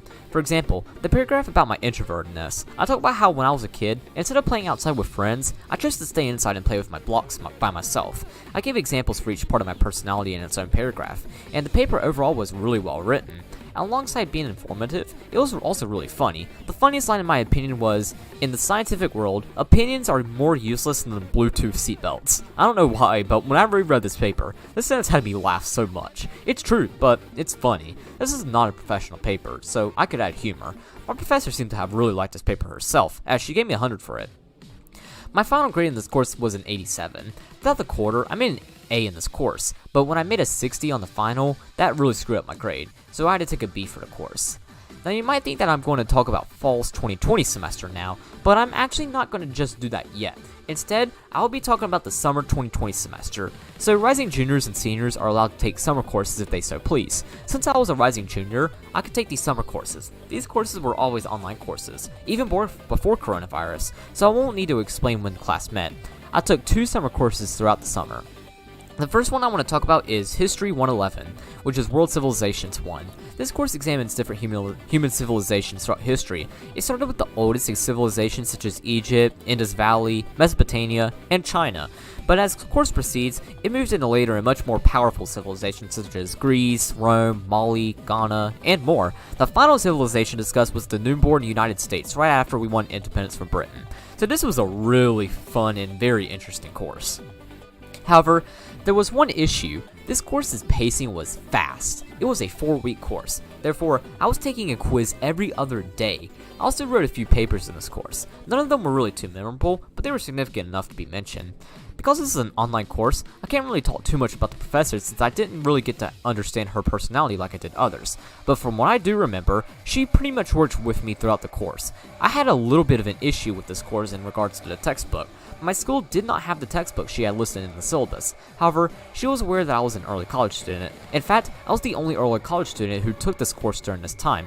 Therefore, she worked with me by providing me with the PowerPoints and all the material needed to pass the quizzes and do the assignments. These helped immensely, and I was able to do work. In addition, I was also able to enjoy the course. Yeah, I had a lot of fun taking this course. Even though it stressed me out a little, I still enjoyed it. I ultimately made a 95 in this course. The best part was just after 4 weeks, it was already over. College credit earned just like that felt great. The other course that I took over the summer was Business 115, which is business law. This course was probably my favorite college course I took during my time at early college. The content was just so much fun to learn about, and the class speed was perfectly balanced for me. Unlike World Civilizations, this was an 8-week course, so the pacing wasn't as fast, although it was kind of fast, but fast enough for me at least. Anyways, unlike most college courses where I skim over the books, I actually read the entire chapter for each chapter in this course just because it was super interesting. The course was about legal practices within the business system and the laws that businesses are placed under. God, this course was so good. Anyways, the professor from this course was rather forgettable. Never really had any interaction with him. I just did my quizzes and assignments that he graded them, so it was just a simple teacher-student relationship.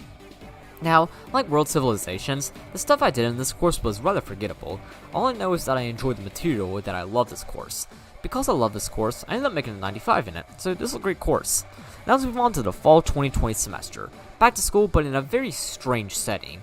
While high school was doing hybrid learning, where we went to school every Monday and Tuesday, college was still completely virtual, meaning all of our college courses were online. Well, they were supposed to be online. We had one college course that was in person, only because our professor actually came to our school to teach it. That course would be Spanish 111, which is Elementary Spanish 1. This course met on Mondays and Tuesdays. Now, I did not necessarily need Spanish to graduate, however, I did need to take Spanish 1 and 2 in order to transfer to a 4-year university in North Carolina. That's why I took Spanish. Anyways, this course was fun. I enjoyed going to class and I enjoyed learning Spanish. Unfortunately, I've pretty much forgotten all of my Spanish since I haven't used it in a very long time. All I remember from this course are when to use articles, how to say I speak Spanish, and how to call someone a bitch. That's about it. Now, our professor for this course was awesome. We made fun of her a lot for her accent, as she was from Pennsylvania. She moved down to North Carolina for college and decided to stay down here for the simple fact that Philadelphia is not in our state. Nah, I'm just kidding. She wasn't even from Philly, and I know that because I went to Philly back in July, and they sound a lot different than what she sounded like, so no clue where in Pennsylvania she's from. While there were plenty of assignments we did in this course, none of them really stuck out, as they were pretty mundane. All we really did in this course were quizzes and tests, therefore, none of the assignments were really memorable. The grade I made in this course was a 95, I think. I don't exactly remember, as this was a pretty forgettable course overall, but I know that I made an A in it because it says so on my transcript. Now, alongside Spanish, we also took Spanish 181, which is Spanish Lab 1. This is a co-requisite course, meaning it is required to take alongside elementary Spanish itself. But unlike the other Spanish course, this was a completely online course, so it started a little later than the other Spanish course. Now, this course did not necessarily teach any new material, but rather it took more of a hands-on approach to learning Spanish. For each module, we had 3 different assignments. The first was a discussion board, where we had to say something in Spanish and respond to classmates in Spanish.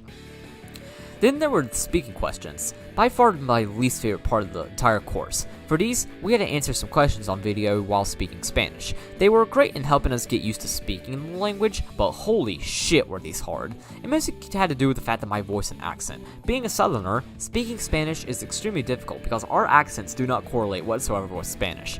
I mean, doing it in an Argentine dialect isn't as bad, as people from Argentina tend to have a more rough accent, not like what we have here in the southern United States, but rougher than like the rest of the Spanish-speaking countries. So therefore, I did my questions using an Argentine dialect. My professor did not like this. I think she wanted us to use a Spanish dialect, since Spain is of course where Spanish originated from.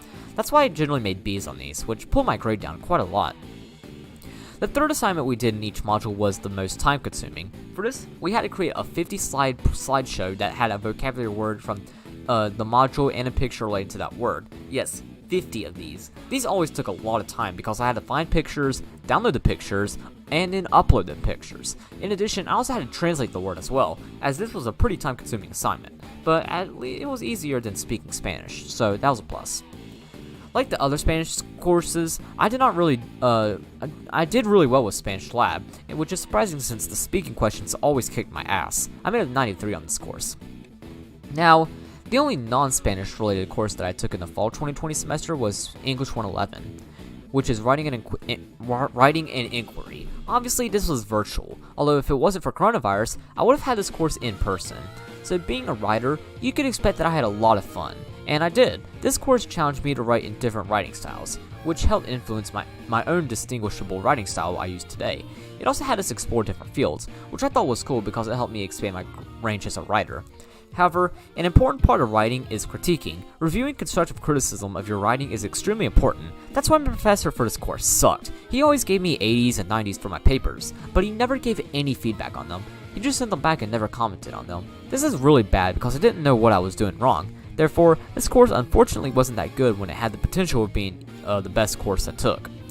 Probably my favorite paper I wrote for this course was our 5th paper, which was about humor. For it, we had to analyze humor in different media and explain why they are funny. I chose 3 different pieces of humorous media. The first one was Elmo snorting crack cocaine meme. The second one was when Rose said, "It's been 84 years in Titanic." The third one was Gru's plan from Despicable Me. I explained why each of these is funny and why it says about the meme community. I do not remember my grade for this paper, although I would expect it to be in the 8 range. In the end, I only made a 93 in this course, which isn't bad. It's an A, but for a writing course, it could have been a lot better. We'll see in the fall 2021 semester with me blowing a writing course out of the water. So that's all the college courses I took in the fall 2020 semester. Upperclassmen tend to take less college courses, well, from my experience at least, although that's really only because I took a lot of college courses since I was so far ahead in high school.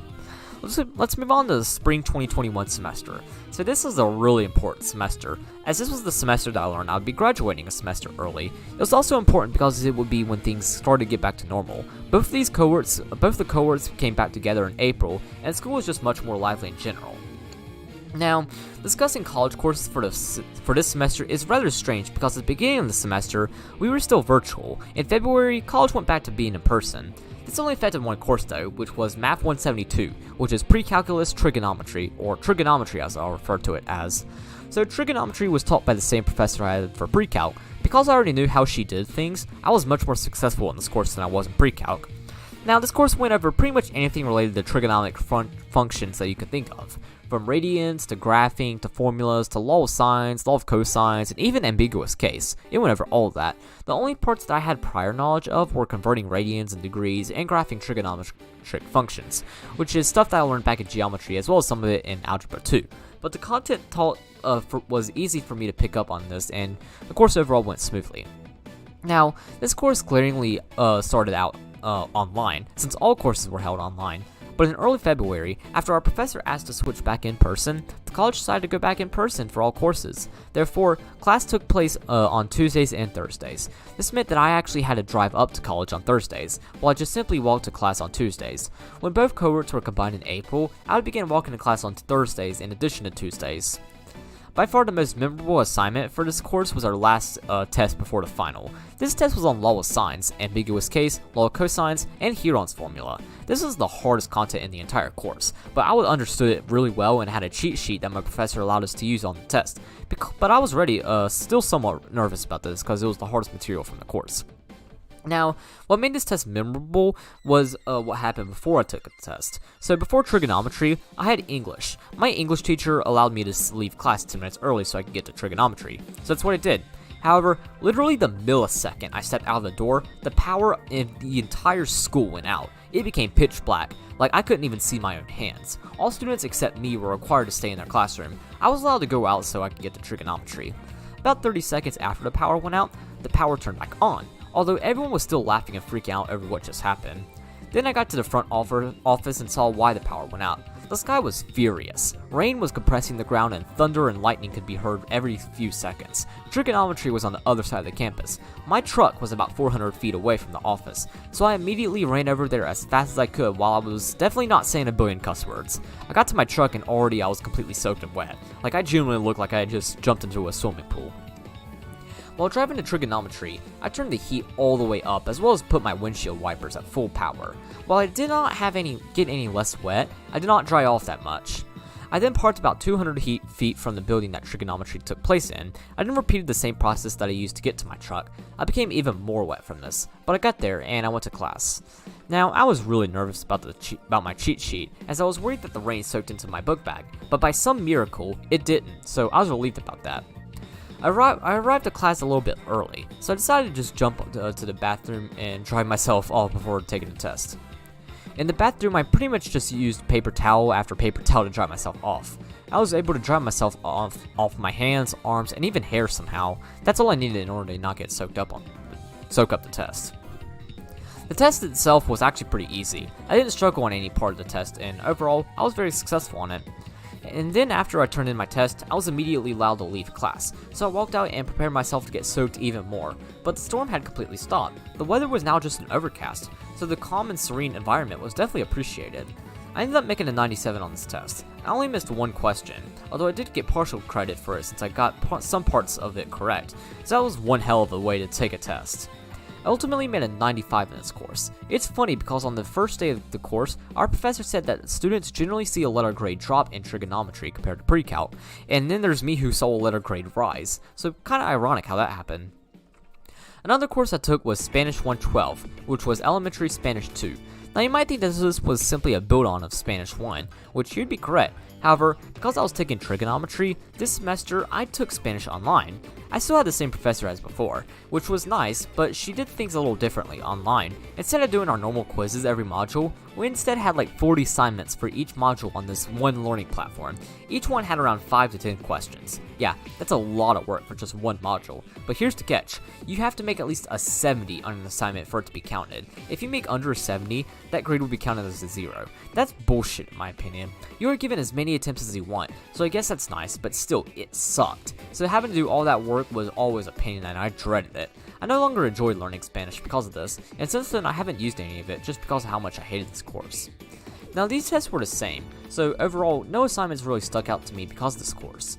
Because I did not enjoy this course as much as I did before, I only made it a 94 in it, which isn't terrible, but had I enjoyed this course more, or had I just taken it in person, my grade would have probably been a little bit higher. Just like how Spanish 1 worked in the fall 2020 semester, I also took Spanish Lab 2 course, that being Spanish 182.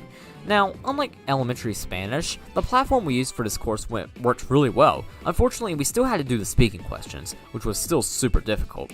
But instead of a discussion board or a 50-slide PowerPoint, we did the 5 to 10 assignments using this platform. The assignments were more about the culture as well as different landmarks and history of Spanish-speaking countries. However, there was an issue. The videos we watched were in Spanish. I can't understand anyone when they speak Spanish. The questions on the assignments were also in Spanish, but fortunately, subtitles were available, so I was able to use these to answer questions.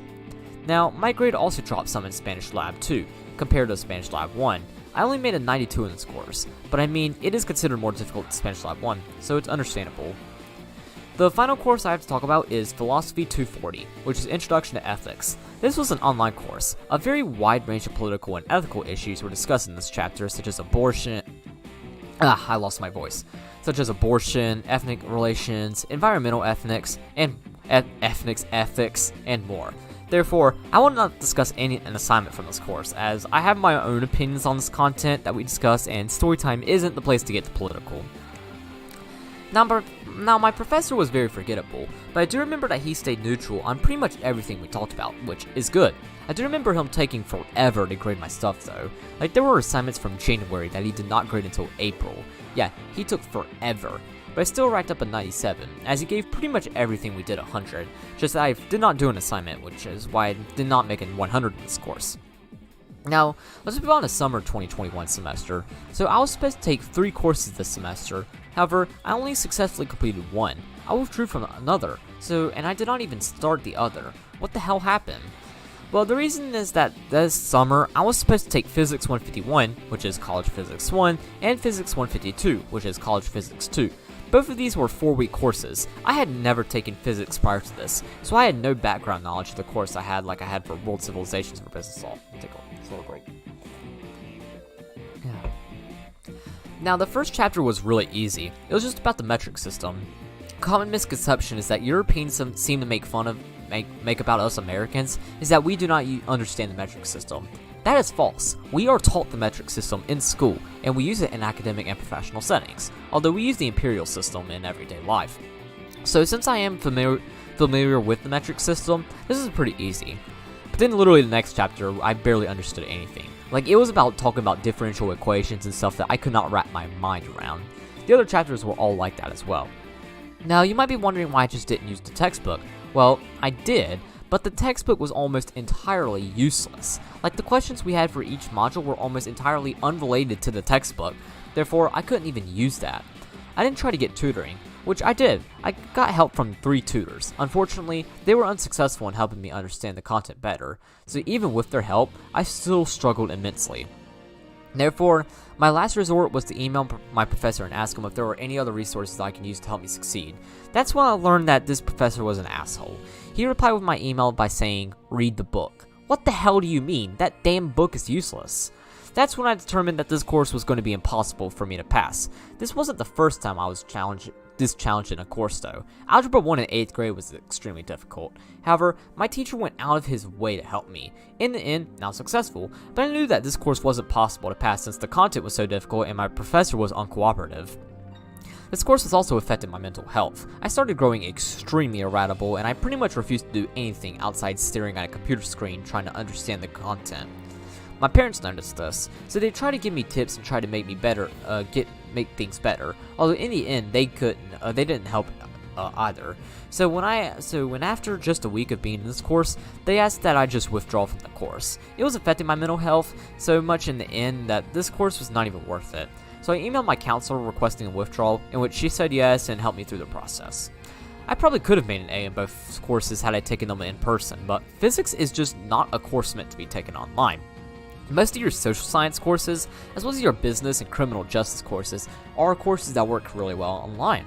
That's why I did so well in World Civilizations and Business Law in the summer 2020 semester, as history is a social science and business law is of course a business course. Some natural science courses also work well online, such as biology and geology, but many of your STEM field courses, as well as your medical courses, are not built to be taken online. Some natural science courses too, like physics, obviously, and chemistry are not to be taken online either. So my advice for anyone who wants to take an online course is to understand the right courses to take online and the courses that should be taken in person. However, I still needed 2 natural science courses to complete my degree. We'll see me take a different science field in the fall 2021 semester that was a whole lot easier than physics. I'm very glad I withdrew from the course though. Because I withdrew from the course, I was able to have an awesome summer. For one, I swam for a summer swim team. This was really fun and I enjoyed every minute of it. They also held 5 meets, although I was only able to attend 3. The reason was because I traveled a lot this summer. The first I missed out was because I was at the beach, then the second one I was in Atlanta, but the meets I did attend were pretty fun to do. I also went to Philly in late July. We stayed at my uncle's house who lives in Delaware. We also visited Washington, D.C. as well, so this was a great summer. However, the summer 2021 semester was still productive, as I still managed to complete 1 college course. That course was Academic Support 122, which is College Transfer Success. This course was pretty much about the University of North Carolina system and what transferring is. It is also taught about college searches and how to decide on what college you want to go to. That didn't really apply to me since I knew what college I wanted to go to, which is also where I'm going to be going to in 3 weeks. Now, the professor for this course was extremely forgettable. All I remember about her is that she participated in our group discussion boards and the first quiz we had was on a college's code of conduct. Why she gave this as our first quiz and when the class was about transferring to a 4-year university, I don't know. But at least I got to read what my sociology professor's favorite reading was. For the most memorable assignment from this course was our course project. For it, we had to do a PowerPoint presentation on any of the 16 universities in the UNC system. Very glaringly, I didn't mind on the one that I'm going to in 3 weeks. It was really easy since I knew most of the information, as I did this project about 3 weeks before I sent in my application. I'm pretty sure I made an 100 on this project, although I'm not too sure, and I got accepted at that school, so 2 and 1. Ultimately made a 96 in this course, I think. I'm not too sure, as this was an overall very forgettable course, but more than likely I probably made a high 8 in this course. So then let's move on to the final semester of college that I have to discuss, as well as the only semester that took place during senior year, or senior semester as I should call it. This was one hell of a semester. I was constantly up doing schoolwork while also managing both story time and work, so this is a pretty difficult semester overall.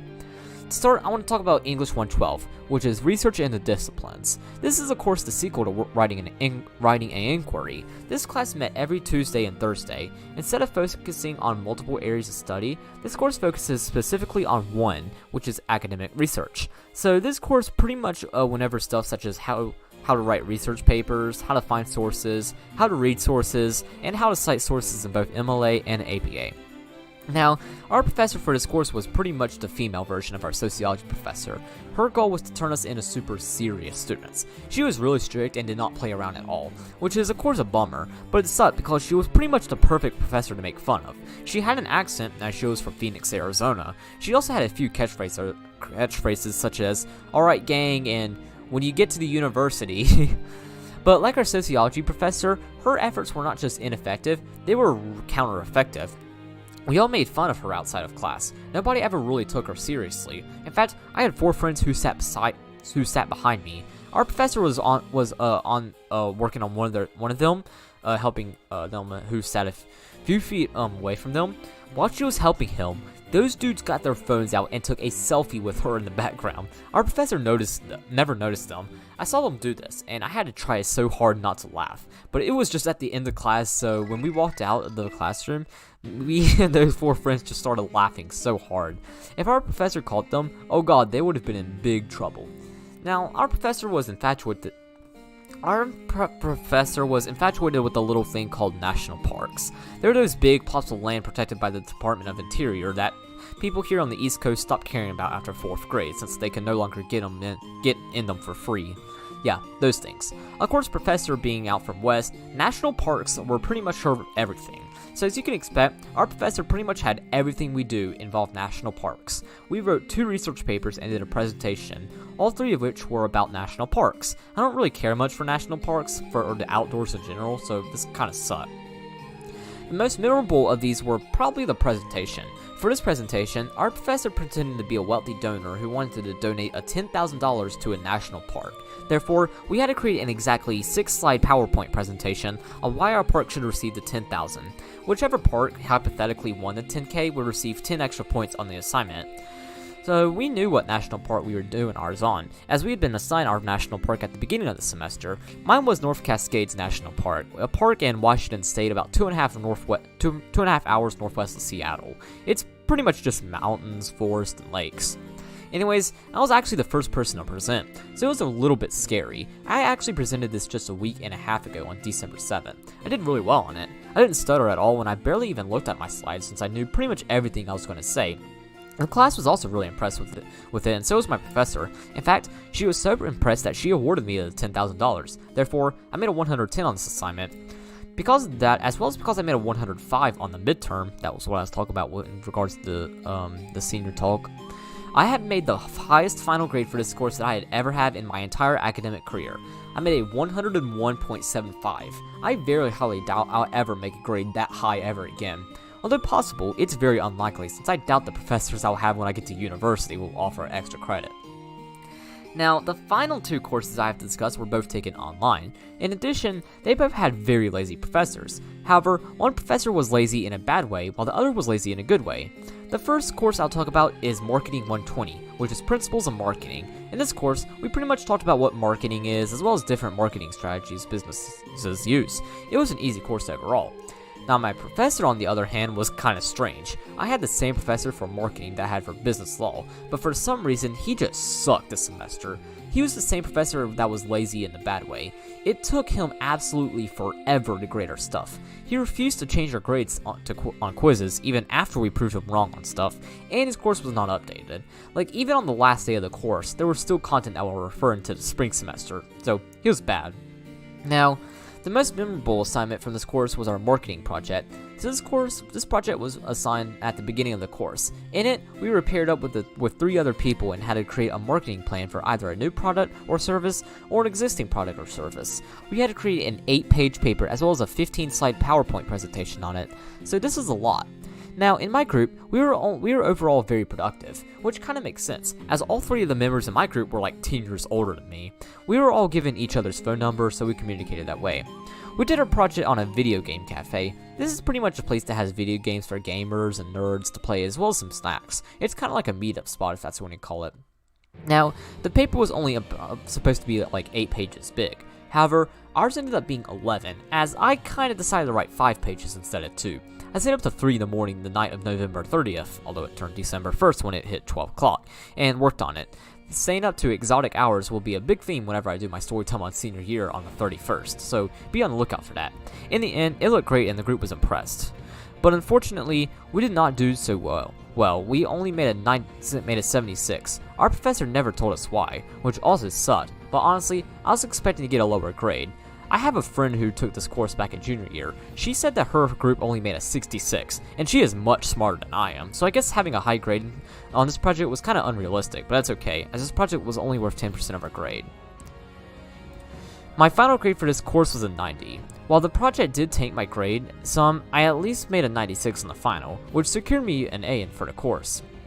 That brings me to the final college course I have to discuss. Well, it's actually 2 courses, but like Geometry and Algebra 2, as well as American History 1 and 2, I'm combining these courses, those courses being Biology 111 and Biology 112, which are General Biology 1 and General Biology 2 respectively. I took Biology 1 the first half of the semester and then Biology 2 in the second half. This course was, as you might expect, about biology. Biology was a whole lot easier than physics because this course felt like it was made for someone who had no knowledge of biology prior to the course. The first chapter was literally on what biology is, and each chapter treated each material as if it was brand new. Meanwhile, in physics, everything was treated like you should have already known the stuff prior to the course, so biology was a lot easier. It also helped that my professor was extremely lazy, but in a good way. She was lazy like my technology and society professor. For each chapter, we had to answer some lab questions. I don't think she even glanced at her documents, as I made 100 on everything I did.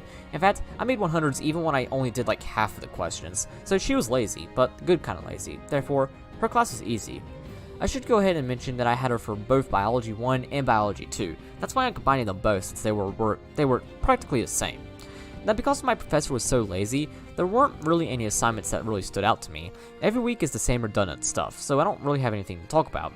I made a 90 in Biology 1 and a 92 in Biology 2. The reason I made lower as A's for these courses is simply because the quizzes were difficult, which it's biology, no surprise. But I mean, having a low A doesn't really seem to matter when the only thing that will go on my transcript is that I made an A in both of these courses.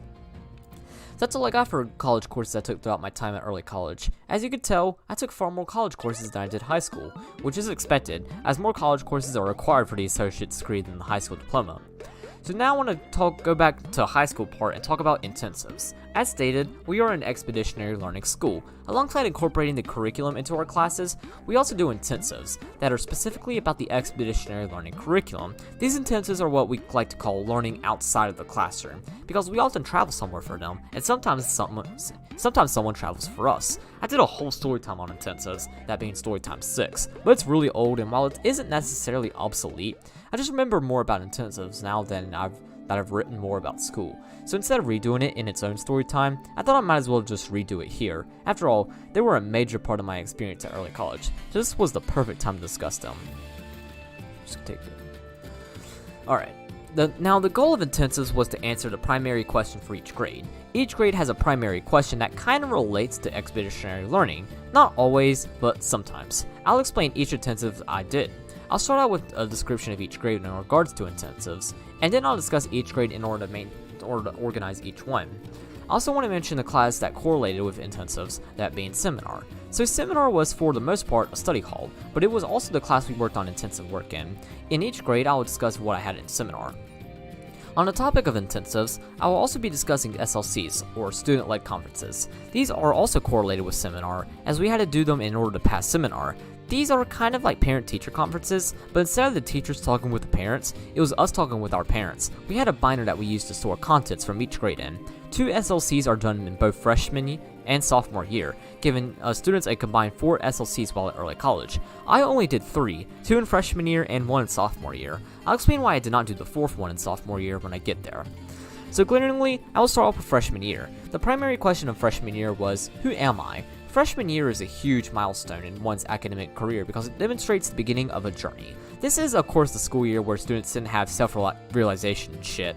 Well, for me that was 8th grade, but for most students it's freshman year.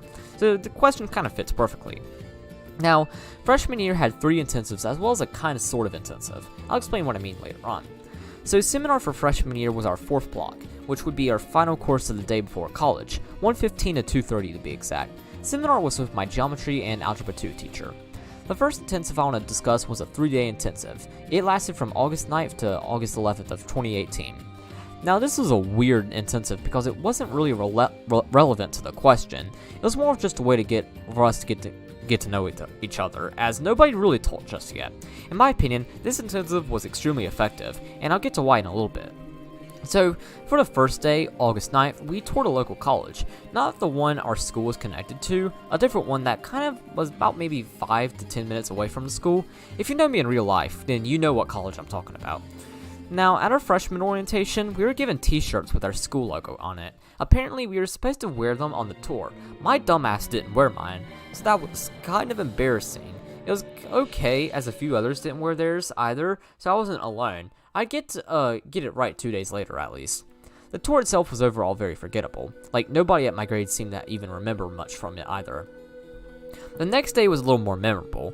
Now, instead of traveling somewhere, we stayed at school. But during our 3rd block, as well as during the seminar, we were ordered into two groups of 5. My group consisted of me, 3 girls, and this one dude. Our group was with the materials we were provided with to protect an egg from falling from a height. Apparently, it was supposed to be by using a parachute, as we seem to have misinterpreted the instructions. Instead, we created a platform to drop the egg on. We were not allowed to lay the platform down, so when it came to the time to drop the egg, we hoped to just MLG it. Unfortunately, that didn't happen and our egg broke. Oh well. At least we as a group kind of came closer, and we also performed the sacred ritual of teamwork. That then brings me to August 11th, 2018, the final day of this intensive. In addition, it was also one of the best days of my life. Yeah, this day was amazing. Now, as expected, this is also the biggest highlight of the intensive. On this day, we rock climbed. We went out to a little city called Lenore. Lenore is about an hour northwest from where I live. In Lenore, they have this one park that has a rock climbing and other amenities, or however you say that, so that's where we went. We were also required to wear t-shirts. This time, me and everyone else wore t-shirts, so we got it right this time. So this trip pretty much transformed all of us. At first, we were all pretty shy and most of us didn't even talk to each other, but on this trip, everyone was much more lively and we all made friends with each other. So first off, let's talk a little bit about the bus ride. So at this point, I had no friends. I am also not a very social person, so instead of talking to the dude I was sitting beside, I just whipped out my phone and started playing Clash Royale.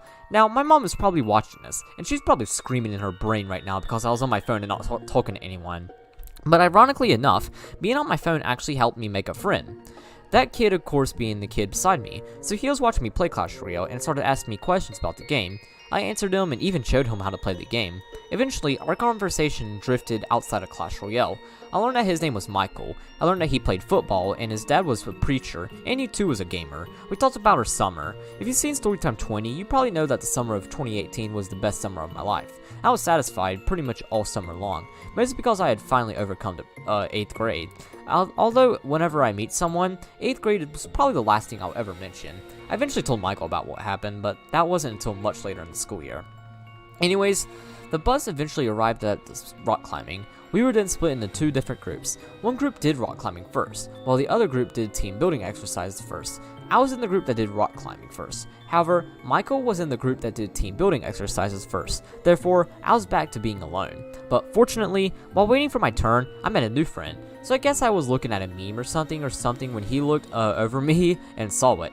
He then showed me some memes on his phone and we started talking. His name was Lucas. We interestingly went to the same middle school. However, we had completely different classes since I was taking high school courses. But now was our chance to become friends, and we did. Lucas really liked history and memes, which I also really liked, so we became friends through that. Then it was my turn to rock climb. So there was 3 platforms we could use to rock climb. One was a beginner, one was an intermediate, and one was challenging. I did not know this, so being my luck, I ended up going to the challenging rock. Now, I have never rock climbed prior to this intensives, so as you could probably guess, I struggled immensely to get even on the first rock. My English teacher noticed this, so she ordered a really tall dude to come help me over. He came over and helped me out. Because of his help, I was able to reach the second step, but that's all I was able to get. When I got down, the dude then congratulated me and at least reaching the first step. We then talked for a little bit. I learned that his name was Dylan. I also learned that he had many similar interests as me, such as Clash of Clans, Pokemon, and math. I also learned that he was an Eagle Scout, so he was a really cool dude. Then after a bit came team building exercises. I don't really remember much from this. However, I do remember one activity we did. For this, we were all on a tarp. Our goal was to turn that tarp over while still standing. The way we went about this was to let this one girl lead us. She took the role as the leader because she was the first person to come up with a plan. Her plan was to get 2 students to pull the tarp over while all of us jumped over it. We then pulled the idea to the test and it worked even better than we thought, so we as a group succeeded in this. Afterwards, it was time to leave, but before we went back to school, we stopped at a Golden Corral to eat. I do not remember what I ate or really anything that went on while eating. However, I do remember one funny moment that happened afterwards. So Michael decided to steal 2 gummy bears for whatever reason. On the bus, he showed me the 2 gummy bears. He then proceeded to swap their heads. I don't know why, but this was really funny. We then both joked around about the rest of the ride there. Interestingly though, we were the only ones who really made any noise. It was a really hot day that day, and everyone except me, Michael, and the teachers fell asleep, which is understandable. It had been a long but fun day. So that was the first intensive. Normally, intensives will have projects relating to them, but for this one, there wasn't any, as this was just to introduce us to school and familiarize us with each other. The next intensive I want to talk about took place about 2 months later. It was specifically took place on October 3rd. Now, unlike the previous intensive, this was a full-fledged intensive meant to teach us something that relates to the question of who am I. So to begin, we were split into groups of 4. Each group was given a large laminated poster paper. This paper had 3 boxes, each one drawn inside one another. In Storytime 30, I call these box charts, so that's what I called them here as well. Our first step in this exercise was the outer layer. Our teacher presented something on the smartboard. What we had to do was write what we noticed and what we wondered on our paper from the smartboard. The next thing was the gallery walk. For this, multiple artifacts were laid out for us. We didn't went through each artifact. Just like the mystery piece, we had to write down our notices and wonders for it, but this time, it was in between the outer box and middle box. Then we were provided with expert files. These were much more similar to what we were going to discuss and how it applied to the intensive. We jotted down notices and wonders for it between the middle and inner boxes. Finally, inside of the inner box, we had to guess what the main message for the intensive was going to be.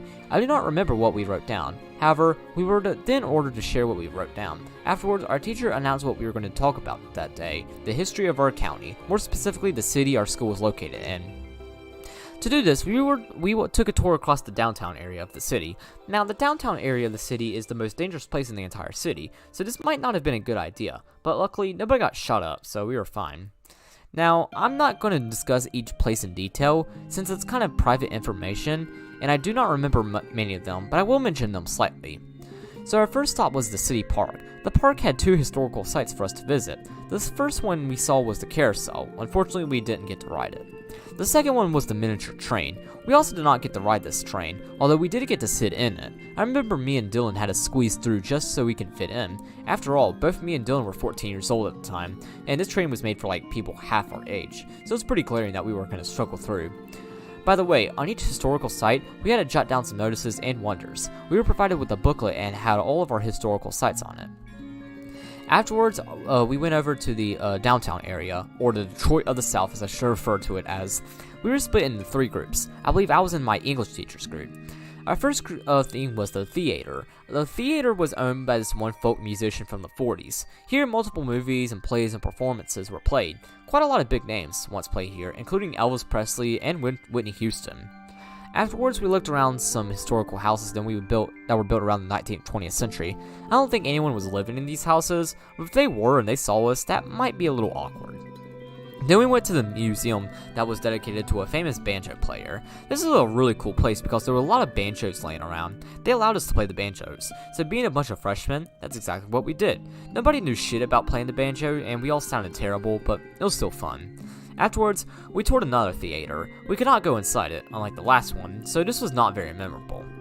Then it was time to leave, so we headed back to the buses. However, the teachers had to go do something, so they went off. That left me and the rest of the boys in the bus by ourselves. It was really hot too, so we were getting really uncomfortable. None of us had water, so that's when freshman me decided to announce to the bus, if we have to suffer here any longer, we will have to drink our own cum. Everyone laughed after I said this.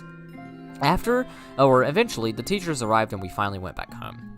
Now, unlike the previous intensive, we were not done with this intensive just yet. In addition to the activities, we also had to do a project. Intensive projects are pretty much required in order to pass seminar.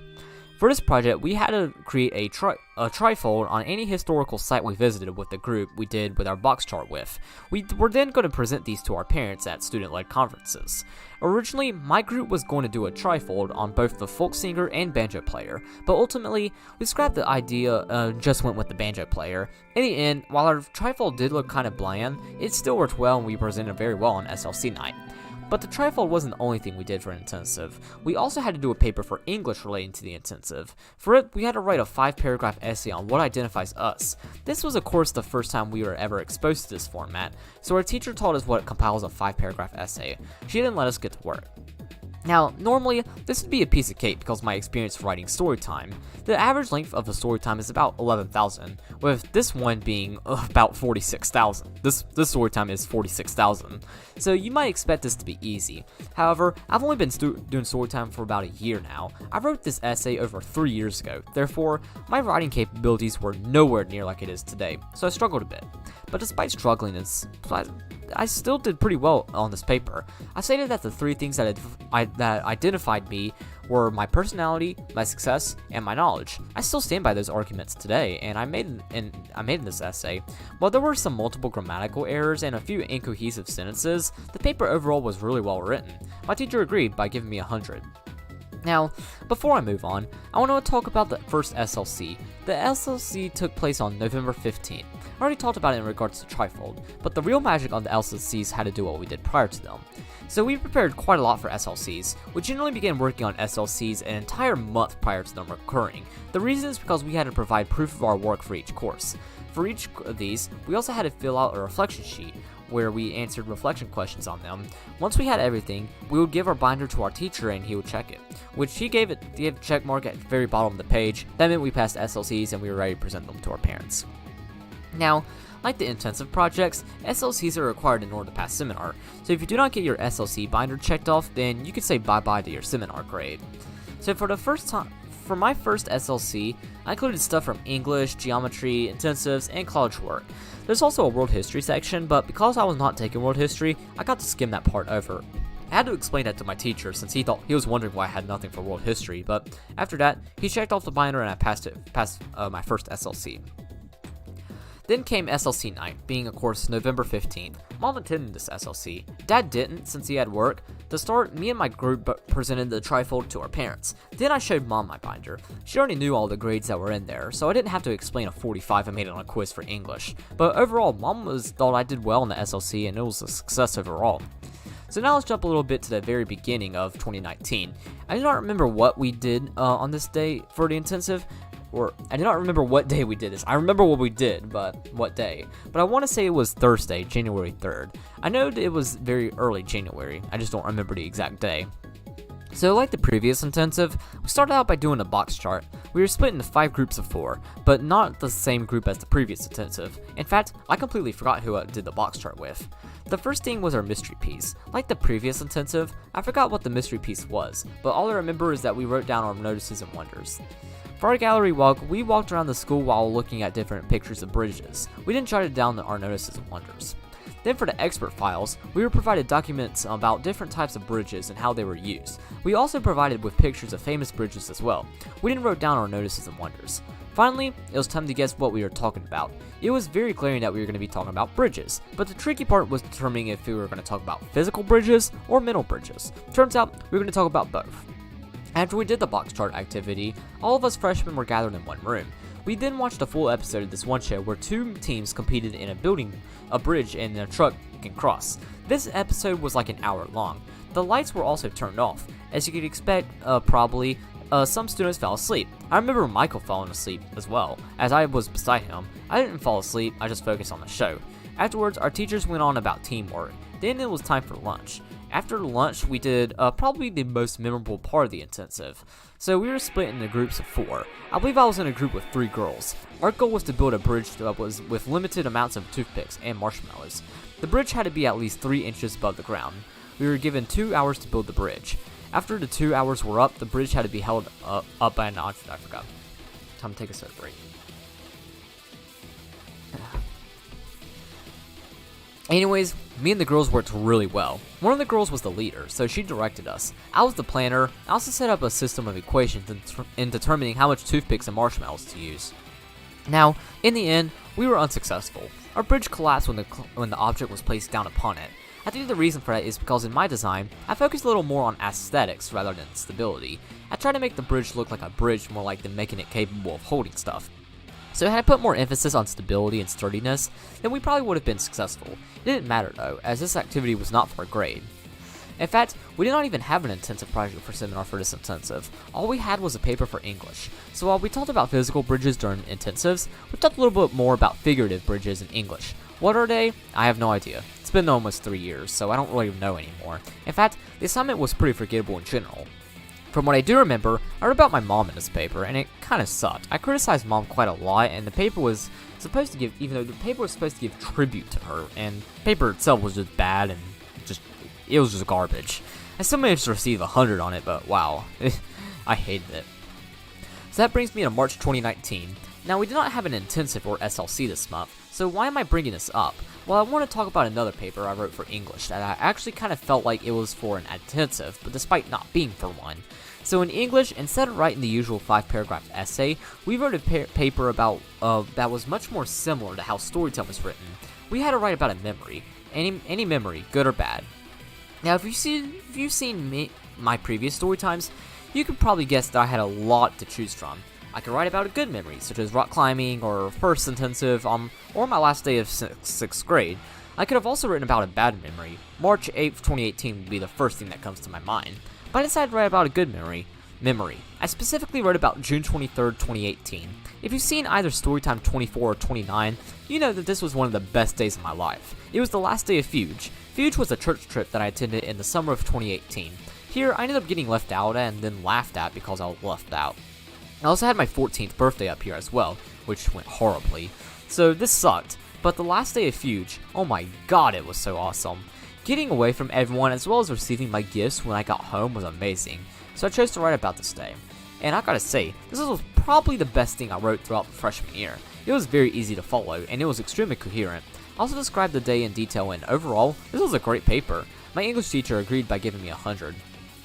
That then brings me to the final thing I have to talk about for freshman year. That would be our second SLC. This SLC took place on April 11th. Unlike the previous SLC, we did not have an intensive project to present, so it was just simply me showing mom my binder and that was that.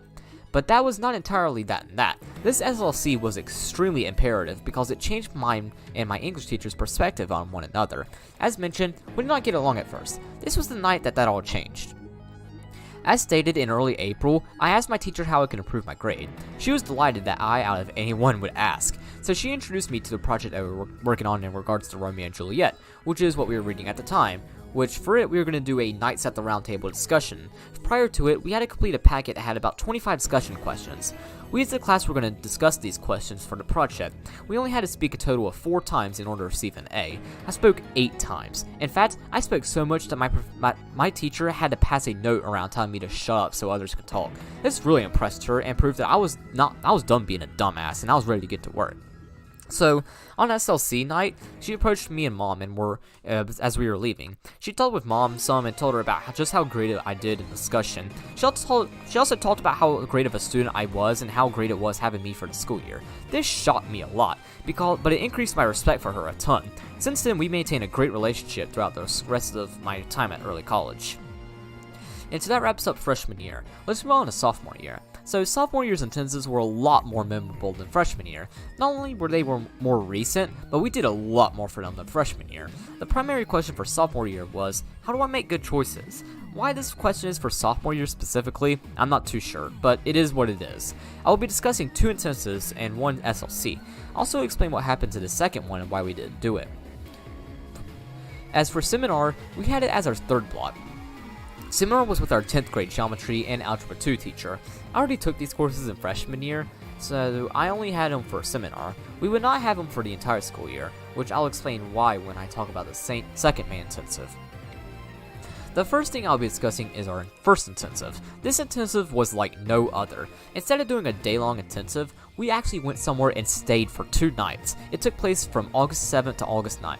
We specifically went to a city called Blowing Rock, which is in northwest North Carolina. Very interesting name for a city at that.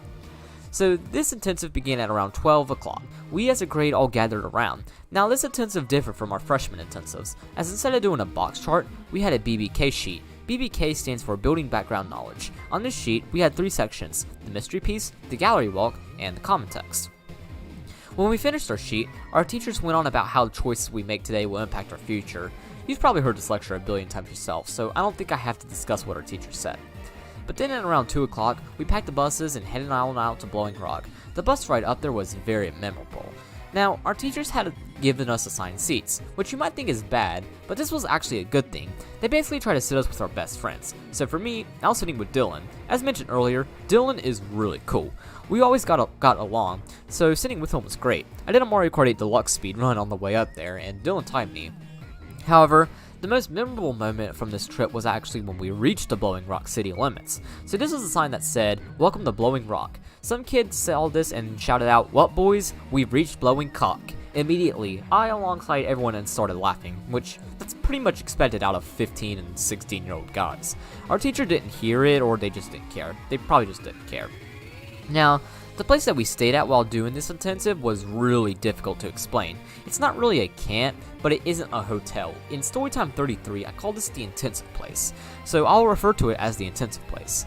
Now, upon arrival, we were ordered to find 3 people whom we wanted to room with. I roomed with Dylan, a kid named Edward, and a kid who's kind of iffy about being on the internet and all, and so I refer to him as Anonymous in Storytime. Same kid who moved to Durham in 2020, by the way. Then we got settled into our rooms. So the way that rooms worked was that there were 2 rooms in a suite, as I'll refer to it as. Each room had 4 beds, meaning 8 people in a suite. Each suite had 1 bathroom and 1 shower, so 8 people shared 1 bathroom and shower. That sounds like hell, but fortunately, we did not have another group. So it was just me, Dylan, Edward, and Anonymous. Dylan and Edward took 1 room while me and Anonymous took the other room. Ironically enough, this is actually how college will work for me in a few weeks. I'm going to be staying in a 4-person 2-bedroom suite, and I think it's going to be kind of cool, so that's how our situation at this intensive worked. Anyways, this suite had some issues. The biggest problem was mine and Anonymous's room did not have a working outlet. While it did have an outlet, that outlet did not work. Fortunately, Dylan had a 1000 IQ moment and brought a multi-charging outlet. His room had a working outlet, so therefore, we all were able to charge our phones. Another issue was the bathrooms. So the shower and the toilet were in different rooms. Another oddity is that the sink was in the shower room. So after using the bathroom, you had to open up a door and then enter another room just to wash your hands. That's really disgusting. A third issue was the beds. These beds were not the safest. Their railing was not sturdy, so at any time the top bunk could fall on the bottom bunk. Anyways, that's the rooms explained. Once we got settled, we went over to the cafeteria to eat our first meal. This would be when I realized that this food was shit. Like, if you remember from Storytime 40, when I was in a mental hospital, I referred to the food as dog shit. Well, let's just say that this food provided at the intensive place was only slightly better than that. Yeah, it was disgusting. Fortunately, Mom brought with me $20, so I bought snacks from the vending machines for each meal. Afterwards, we had free time. I don't remember what I did during this time, so we can move on. So after free time, we were all gathered into this one cabin. The cabin was huge, like all of us were able to spread out. That's what our teachers did. They split us into different groups. We were then provided with markers and a piece of poster board. They then announced that we were going to come up with an inspirational quote. They then said that we would use these in the future. I do not remember the inspirational quote that my group came up with, but I do remember that we actually did not do anything with them afterwards. Why? I'm not sure, but oh well. Then it was back to our suite. Suite time was really fun. We stayed up till around 2 in the morning that night just doing random stuff. At one point, Edward took apart the light in his room and Dylan's room and then fixed it back together for literally no reason. We were also in a group chat on Instagram with a bunch of other boys and some girls to keep in contact with each other. In one suite, this kid named Jackson got himself stuck under the bed. Why did he get himself stuck under the bed? He just wanted to. His roommates had to lift the bunk just to get him free. It was really funny. His roommate sent the picture to the group chat. Now, we said some really funny stuff. At one point, Jackson asked me how my suite was going. I told him that Anonymous was reading, Dylan was taking a shower, and Edward wasn't going to make it through tomorrow. The whole group chat laughed after I said this. The reason I said that was because Edward was sending some, let's just say, interesting stuff. At one point, he was making clips of Toad singing How Far I'll Go, and then at another point, he was making some, let's just say, some very sexual noises, I guess. Somehow Edward still made it through the next day. I don't know how he did it, but he did it. Another funny incident involving Edward happened sometime around midnight. So the suite directly behind ours was a girls' suite. Edward and Dylan noticed 3 girls out there, so they started shouting authoritatively at them. The girls then responded by shouting authoritatively at Dylan and Edward. That's when they realized that these girls were not from our school. Not only did we know that they weren't with us, but we also noticed that they appeared significantly younger than us. They looked like they were in either like 7th or 8th grade. So Edward and Dylan continued talking with them. That's when I noticed them. They didn't introduce me to the girls. Edward then got one of the girls' Snapchat, but for whatever reason she blocked him immediately. That was the last time we ever heard from the girls, as they went back home the next day. That brings me to the next day, August 8th. So Anonymous woke me up at 7:30 to get ready. Breakfast was okay at least. It wasn't nowhere near as bad as dinner, but wasn't the best. Then it was time to head out for the activities. So we got on the buses and headed on out. Now, the car ride and bus rides in the mountains are generally much longer since everything is so spread out. It's really weird to me since I live right next to a large city, but that's how it works in the mountains as well as many rural areas. Therefore, it took us like 45 minutes to reach where we were going. The place we went to was the New River Research Center. The city of Blowing Rock is founded off the New River, which is home to multiple aquatic animal species and other wildlife. More on that later. Now, while at the research center, we did 2 activities. For the first one, we talked with a scientist. This scientist taught us different animal species that live in New River. He also talked about how they can be identified. We didn't practice identifying the wildlife. Then for the second activity, we went out to the balcony. We were then provided with 2 sheets of paper. On one sheet, we had to describe how the scenery made us feel, as well as just the scenery itself. On the second sheet, we had to draw out the scenery. This activity was extremely vital because this is what our intensive project was going to be based off of. I'll discuss that later. Then we went over to the river. We first stopped at some picnic tables. We ate lunch here, but near the picnic tables were a public bathroom and a water fountain. So me and some friends, including Jackson, went over there. Jackson decided that he needed some water, so he tried to take a sip. But that's when he noticed that instead of being clear, the water was an opaque white color. At the time, there was a pretty popular meme about a group of boys who came across a fountain similar to this. One of the boys then says, "Look, it's cum water." Jackson then replicated this meme, which cracked all of us up. Then we did 2 activities at New River. For the first one, we helped a group of scientists gather some aquatic species in the river. That meant us actually going into the river and trying to scoop up these aquatic species. Everyone except one. The one person had a bucket whom everyone puts their creatures into. That bucket person then brought it to the scientist. I had the bucket. This was really fun. I did fall a few times, but other than that, it was fun. Immediately after that, we took a 2-mile hike. Great planning, I know. Another scientist guided us through the hike. He explained different areas of interest throughout the hike. His part was pretty forgettable. However, the memorable part of the hike was us as a group. Now, during this time, Creeper Aw Man was a huge meme. Pretty much whenever someone says Creeper, you must respond with Aw Man. So we each took turns saying Creeper while everyone else shouted Aw Man. The scientist even joined us as well, so this was fun at least. After the hike, it was time for another long trip back to the intensive place. But the bus ride was really memorable because of Jackson. So mine and Dylan's seat was right beside Lucas's and Jackson's seat. I had the aisle. Jackson also had the aisle. We were playing Geometry Dash. I've uploaded multiple videos of me beating demon levels, so I don't really need to explain this game. But anyways, me and Jackson were playing a level called I Promise. Jackson was hooked to this level, which prompted me to grow interest in it. But oh god, Jackson raged so much playing this level. Which, yes, that's typical. It's impossible to play Geometry Dash and not rage. But he was going crazy. Like, he was hitting his phone, and he genuinely looked like he was about to throw his phone out the window. It was so funny. That was when me and Jackson agreed to race each other in beating the level. This was probably the longest level race in Geometry Dash history. It was not until January 8th, 2021, when I finally beat it as my first medium demon. Jackson still has yet to beat it. And then we arrived back at the intensive place. Me, Dylan, Edward, and Anonymous took turns taking showers. After the 4 of us showered up, we ate dinner. Now, after dinner is what created a rather hilarious situation. So as stated earlier in the story time, I'm extremely introverted. Because of that, I cannot be around other people for extended periods of time. I had constantly been around other people for about 34 hours at that point, so I just needed time by myself. Dylan, Edward, and Anonymous were out and about with everyone else, so I went back to my suite and just spent some time by myself. However, I ended up lingering for a little bit too long. When I checked the time, it was already 8:15. I knew that they were hosting a campfire, so I got a little bit scared, so I called Dylan and asked where he was. He didn't send Anonymous over to help me walk over to the campfire, so all was good. Now, the campfire wasn't the only thing going on. There's also multiple activities occurring too. Most of my friends were playing Frisbee, so I joined them. We lost the Frisbee so many times. At one point, it took us 15 minutes to recover the Frisbee, but it was fun. Then at 10 o'clock, our teachers let us out the fire, and we headed back to our suites. That brings me to the last day of this intensive. So like the previous day, Anonymous woke me up at 7:30 and we ate breakfast. This breakfast was really funny. So Jackson decided that for whatever reason, he wanted to steal all the bacon. So he did it, and he got away with it too. He stole the bacon simply because he liked it. Afterwards, we loaded the buses and headed not directly back home, but towards home. It was still really funny seeing Jackson carrying a shit ton of bacon on the bus. I don't understand that kid. Now, before we went home, we first stopped somewhere near Asheville to hike a mountain. Our teachers pretty much just said go on your own, but be back at a certain time that I forgot. Me and my friends of course hiked together. Our English teacher joined us. At one point, she fell, so we as a group helped her back up. Overall, it was a really fun hike. Then we ate lunch. After lunch, we got back on the bus and eventually we arrived back at school.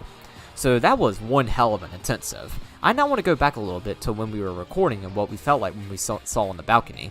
Remember how I said that we would use these for our intensive project? Well, here it is. So for this project, we had to create a found poem on a half sheet of poster board with some artwork in the background of the poem. Pretty simple stuff. Now, this project was stretched all the way through November. We only did intensive work on Tuesdays, so it made sense. I managed to finish in October, so I was a little bit ahead. Anyways, for my poem, I decided to take an Emily Dickinson approach. I did have a title for the poem, but I just assumed that the first line of "I see the natural world" as the title of the poem. The poem goes, "I see the natural world, filled with numerous trees, waving with the song of the wind, and the birds chirping to the melodious tone. What beautiful and peaceful song nature offers, to greet hikers hiking the trail, so that they might hear the melody of the beautiful natural world." Even though the poem sucks, it did a good job. By the way, found poems do not rhyme, so that's why this poem doesn't rhyme. Then in October, I created all the artwork for the poem. It was overall pretty easy to do. The artwork also sucked, but that's expected out of me since I'm really bad at art. The project just was successful overall when I passed it. So let's jump a little bit to November. So I believe it was November 21st, although I could be wrong. This was my third and final SLC. It was also by far the easiest SLC to do since I only had to include work from one high school course, being English. Another thing to mention is that some of what I showed Mom wasn't even in my binder. Some of it was hung up on my wall, so we walked around to find my stuff. The first thing I showed her was the night poster. She was really impressed with this, just as much as I was, and she was also really confused about why I only made an 88 on it. Then I showed her my found poem poster. This is when we noticed that my seminar teacher kind of messed up. So when he hung up my poster, he hung it upside down. How did he do this? I have no idea. Like, there are literally words on it. But me and Mom both laughed us off and then went home. So now let's jump a little bit to January 2020. 2020 was one hell of a year for all of us. For most people, it began in March. For me, it started in January. The reason is because we began our second intensive on January 7th. Unlike the previous intensive, this was a stay-at-home intensive, so we never went anywhere. This was, however, a 2-day intensive, so we did have some activities on the 7th and some more on the 8th. Anyways, on the 7th, we started out by doing our mystery piece. We went back to doing a box chart.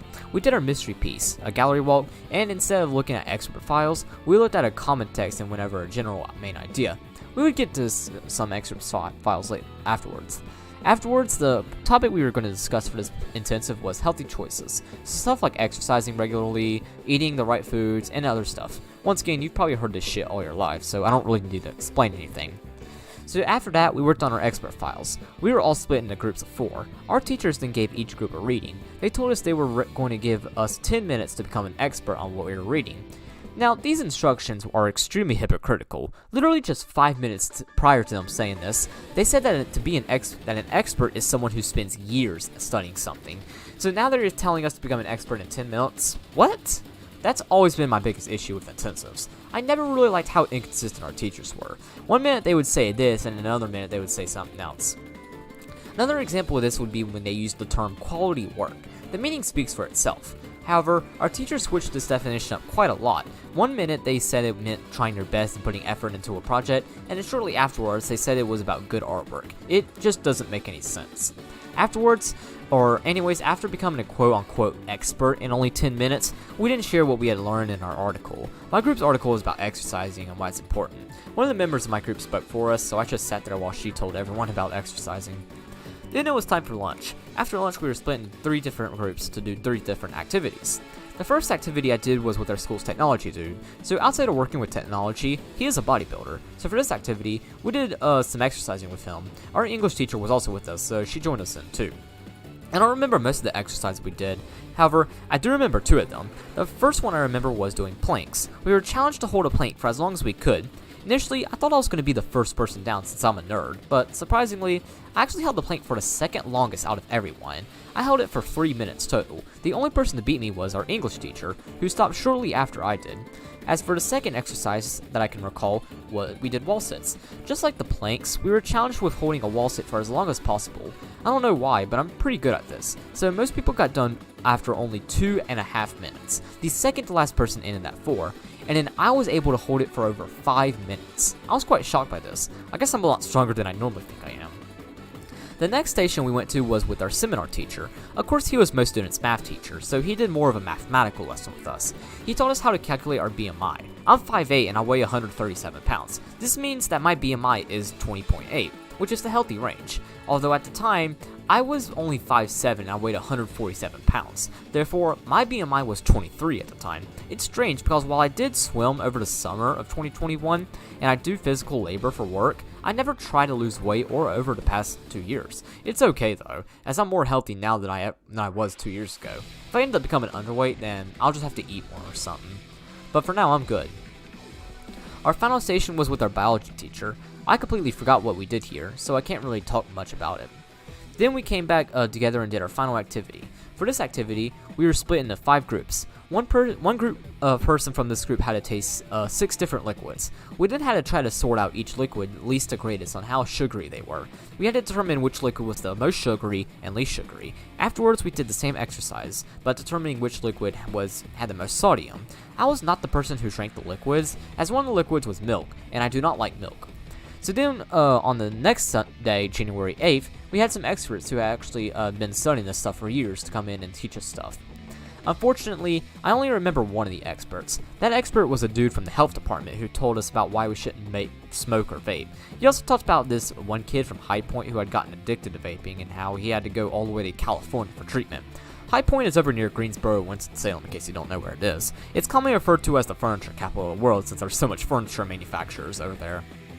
That kid actually came to our school where we talked about how he got addicted and how he stopped right before COVID hit, and I always forget that happened, but he did come to our school and talk about that. Anyway, afterwards, our teachers did announce to us what project we were going to do for this intensive. We were going to write a children's book about healthy choices. In April, we were going to go to a local elementary school and read our books to some 2nd and 3rd graders. Of course, this is a writing assignment, so you might think that I was thrilled for this project. Well, let me tell you something. I was not thrilled whatsoever. My writings are intended for adult audiences. I write about very violent stuff, and I use a lot of bad words in my writing. I also use a lot of multitude of vocabulary words that most kids probably would not be able to understand. So this was going to be a hard and not fun whatsoever, since I couldn't write in my normal writing style. But wait, there's more. Every page had to have pictures, as kids pretty much hate any book that doesn't have any pictures. These pictures had to be hand-drawn by us. As stated multiple times throughout the story time, I am no artist whatsoever, so while the writing part was bad but doable, this part is what really made this project scary. Luckily, we were paired up with someone to do this project with. I was fortunate enough to be paired up with an artistic girl. This girl was actually the artistic group member of my group during the creation of our night poster in English, so all I had to worry about was writing it. Even so, we never actually finished the book, and I'll explain why later on. Anyways, we started working on this project the following Tuesday, January 14th. The first thing we had to do was create a plot diagram for our book. The idea for this was for us to combine our ideas into one book.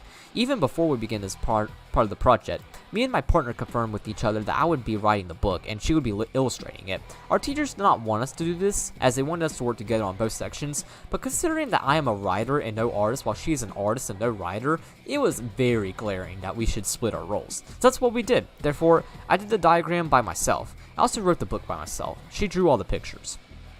For the following couple weeks, we made steady progress, but progress came to a halt after a pretty serious situation involving our seminar teacher. So this would be when we lost him. We lost him because he got in some trouble with the law. What I mean by that is that he was arrested and charged with indecent liberties with a minor. What happened was that he talked with a 15-year-old boy on Grindr, and they of course were talking about some explicit stuff and set up a meeting to have sex. The kid's father checked his phone one night and found those messages and contacted the police, and our teacher was arrested. Now, normally, I wish death upon pedophiles. I hope all pedophiles face the most gruesome and most barbaric death one can even face. But with my seminar teacher, I feel really sorry for him. The reason is because he did not know that that boy was 15. That was later revealed and the charges were dropped. Knowing this, he wasn't even a pedophile. He was literally the victim. So this boy just ruined his job, reputation, and really his life. Well, supposedly. Personally, I think this boy should be charged and sentenced, since he was not even allowed to be on Grindr in the first place because he was underage. However, it seems like that my seminar teacher got his life back together after this whole incident. He saw it as a wake-up call and is now doing really well. He now works for an accounting firm near Greenville, South Carolina, which is really ironic since I'm going to college in 3 weeks to study accounting. I've also even talked with his mother, who, if you might remember from Storytime 39, is probably the nicest woman to ever live in the history of mankind.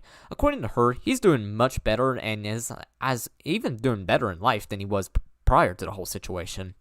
So, gotta give it to him for turning his life around. Not many people can do that, so props to him. But because of this incident, we were now without a seminar teacher for about 3 weeks. Therefore, nothing really got done in seminar during this time. We got a new math teacher and seminar teacher sometime around mid-February. He had spent like 40 years as a math teacher until he had recently retired, so he decided to come in as an intern. However, he loved it so much that before the next school year, he got out of retirement and is now a permanent teacher at our school. Even though I only had him for a month, he was still a really funny and really awesome dude. Now, once he was established, we continued our progress on the book. By mid-March, I had completely finished writing the book. My partner was also finished drawing all the pictures. All that was needed was coloring the pictures. We had to have them finished by the end of March, so we were on track. That would be until mid-March when it was announced that we would not be returned to school for another 2 weeks due to concerns over the coronavirus pandemic, so we had to do school online. It was then revealed that we would not return until the beginning of May. At that point, seminar was waived for everyone, so therefore, we never finished the book, which I'm glad about. I really did not want to read it to a bunch of kiddos. I also recently reread it, and I think that it might have been a little bit too violent of a book for kids, as I do mention a hunter pointing a gun at a bear, but still, thank God we never finished this book. Additionally, SLCs were cancelled that April, so I did not do one during the spring 2020 semester. No SLCs were done throughout the entire 2020 to 2021 semester either. So that brings me to junior year. As mentioned earlier, in the story time, this school year was greatly impacted by the coronavirus pandemic. While I was lucky enough to go back to school, it was only hybrid, so I went to school Mondays and Tuesdays, and the rest of the week was remote week. Because of this, field trips were also cancelled and visitors were banned from entering our school. Junior year had 2 intensives, both of which involved going somewhere.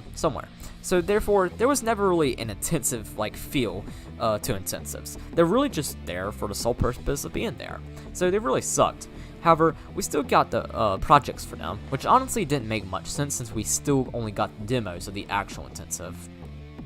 Seminar was with my American history teacher, same dude who called me Brother Baynard, and because we all live in a dystopian society George Orwell predicted almost three quarters of a century ago. So the primary question of junior year is, where am I going? While it might be more appropriate for seniors, seniors don't do intensives, although they still do seminar, which I'll get to later. Therefore, it's given to juniors. So for the first intensive, we began it about a week after the first day of school. We were given a short lesson on colleges and other bullshit. Then we were split into groups. Our task was to create a video about our assigned North Carolina college or university. Everyone got a public university, so that made things a little easier. I was in a group with Lucas, Jackson, and 2 remote students. Our assigned college was Carolina. Howard was that the remote students did the research while with some help from me. I wrote the script for the video since I have expertise in that field. Lucas was the anchorman for whatever reason, and then Jackson edited the video since he has an expensive editing software. Now, the video was pretty sucky. Lucas decided to record it in his garage since his dogs were barking in the house. Therefore, it echoed quite a lot and just wasn't the best in general. But despite the fact that it sucked, we were still successful and passed it. We submitted it on September 25th. Then for the rest of 2020, seminar was simply a study hall. That changed at the beginning of spring 2021 semester. Now, normally, we would go to the Biltmore house in Asheville to tour around the house, but because of coronavirus, we cannot do that. So instead, we did an online financial literacy course. We used Foundation's digital program created by Dave Ramsey that was pretty much made for this. While I don't really agree with what Ramsey said in some of his videos, such as how you should never use a credit card or how you should never take out a car loan, I did learn some valuable information as an example. I plan to start a mutual fund on my 18th birthday so I can immediately gain interest and be able to retire by the time I am only 45 years old, assuming a constant 12% interest rate. My dad is probably watching this story time right now, and he's a big finance nerd, and that statement right there probably just made him really jealous. But really outside of that, the intensive was pretty forgettable. We watched a couple videos and took 1 or 2 quizzes to each class, and then afterwards, we had study hall, so it was easy. Now that brings me to senior year, senior semester in my case. As stated, seniors do not do intensives. They do seminar though. Seminar was with our school counselor. This seminar was more of determining what we wanted to do after graduating. We talked about the 3 E's: enrolled, employed, and enlisted. I glaringly fall under the enrolled category since I'm beginning college in 3 weeks. Now, this class met every Thursday in between Research and Development and British Lit, so that was very convenient. We started out each class by reading a chapter from a book called Make Your Bed by William McRaven. McRaven was a 4-star admiral. In the book, he outlined 10 lessons he learned while in Navy SEAL training. It was great and definitely really inspirational, so I definitely recommend that book. Afterwards, we would begin what our goal was for the day. Now, because I was graduating in December, I never had any assignments due for this course, as I had already completed them prior. One assignment was filling out the FAFSA, which I had done that summer. Another was determining our schedule for the spring 2022 semester. I didn't do that since I graduated last week, and another assignment was applying to college. I had already been accepted at my first choice when they did this, therefore, my grade was simply determined by my attendance. I came to a class every Thursday, so I was good. That's all I got for intensives. Some of them were much more memorable and impactful than others, but there was a reason we did all of them. That brings me to the next section of this story time, that being crew. So crew is kind of like intensives. It exemplifies expeditionary learning. That's really the best way I can describe it. I can describe crew though, since nobody knows what crew is. It's called crew because it's taken from our school's logo, we are crew, not passengers. This statement kind of means that we all work together on stuff and that nobody sits back. Crew kind of demonstrates that pretty well, although crew still had some negatives, which I'll get to later on. Now, I've already done an entire storytime dedicated to crew, that being storytime 11, but like the intensive storytime, it's pretty old. It's also obsolete as well, as the stuff we did in crew after that storytime was released is pretty important to discuss. I'll get to that later on. Now, seniors do not do crew, as I will only go up to junior year with crew. So I'll of course start off with freshman year. So this was definitely a learning curve. Of course, being my first year at school that did things different, I had a little bit to learn. So before a freshman begins their first day, they are assigned a crew leader whom they will have crew with for all 3 of the years they do crew. My assigned crew leader was my freshman and junior English teacher. In sophomore and junior year, this was awesome, but in freshman year, this sucked since at the time we were mortal enemies. So going to crew was dreadful throughout freshman year. Crew took place on Mondays and Wednesdays from 11:30 to 12 and Fridays from 8:30 to 9. Now, for freshman year crew, we followed through a crew handbook throughout the school year. The book had all of our assignments outlined in it. It did not have our projects in it for some reason, but it had our lessons. So let's talk about everything we did. So our first thing we did for crew was to create a crew flag. So like how all countries and states have their own flag that represents them, we had to make one that represents our crew. Generally, freshmen don't do a whole lot in crew, which is understandable, since freshmen are the newbies. Therefore, on this project, as well as most other projects, I actually do not possess much memory since I never did a whole lot in crew. However, I do remember what the flag was. For it, we had spaceships around the moon. Each spaceship represented a student, each student. We had to cut our own spaceship and had to decorate our own. The spaceship surrounded the moon. Inside of the moon was the phrase, "Find your true north." This has been our motto for our crew for God knows how long. Then in mid-September 2018, we got to present these to the entire school. I had a part in this presentation. I talked about the spaceships and what they meant. It was really successful and the school really liked our flag.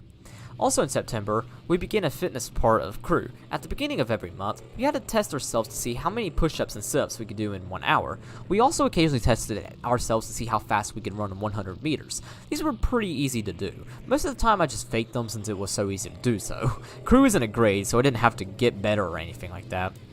Now let's jump a little bit to October 5th. So on October 5th, we did not have high school courses. Instead, we went straight with our crew. We started out by doing something quite similar to intensives. We did a mystery piece, gallery walk, and had some excerpt files. However, it was also like the Blowing Rock intensive, where in our book we recorded down our notices and wonders. Afterwards, it was revealed what we were going to do. We were going to tour the old early college building. So the building that I did early college in was not the original early college building. It became where early college took place in 2012. Onwards. The original early college building was built onto the main college campus. It was extremely tight, as there were very little wiggle room in the halls and classrooms. This did make sense though, as when early college started in 2009, there were only freshmen. It then increased in size as the first class grew up, and then it became full once they became seniors and graduated. The history really mind blows me. Even though it's only been a week, it still impresses me that out of the hundreds of students to go through early college and receive their diplomas and degrees in the entire history of our school, I was the student who received the most credentials in the shortest amount of time. I received a high school diploma, associates in science, and a business and administration certificate in only 3.5 years. I was the first and only student to do so. It's incredible to think about. Now, back on topic, let's jump to the next week, October 12th. So on this day, we did a little thing called the Amazing Crew Race. This is a competition between each crew, where there are multiple different stations that each crew must go through. So, the first part of the race went pretty smoothly. Most of the work was done by the sophomores and juniors since they know what they are doing. Us freshmen just watched them. However, us freshmen didn't get a free pass. For the final activity, we had to stack cups with I believe some chopsticks, although I am not too sure. But there was a catch. Only the freshmen could participate in it. Therefore, we had to do something. We struggled immensely on this. Not stacking the cups with our hands sucked, but after some time, we got the cups stacked. We ultimately won second.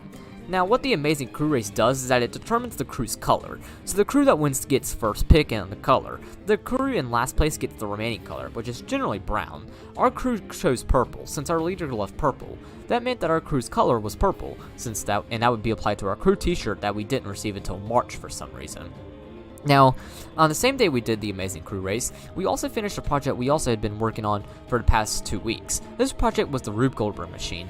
A Rube Goldberg machine is a contraption that performs a task in probably the most complicated and most drawn-out way possible. Our goal for this Rube Goldberg machine was to have an army man shoot from a parachute. There had to be at least 10 steps with it. We also had to record it and record all of us crew members. So we got to work. Well, I didn't do much for this. I believe I brought tape, but that's about it, which kind of frustrates me now, since that's less stuff I can write about. If only freshman me knew that I would begin Storytime all halfway through junior year. Anyways, the video was recorded on October 12th. Me alongside the rest of the crew can be found cheering on as our army men fell on the ground safely from a parachute.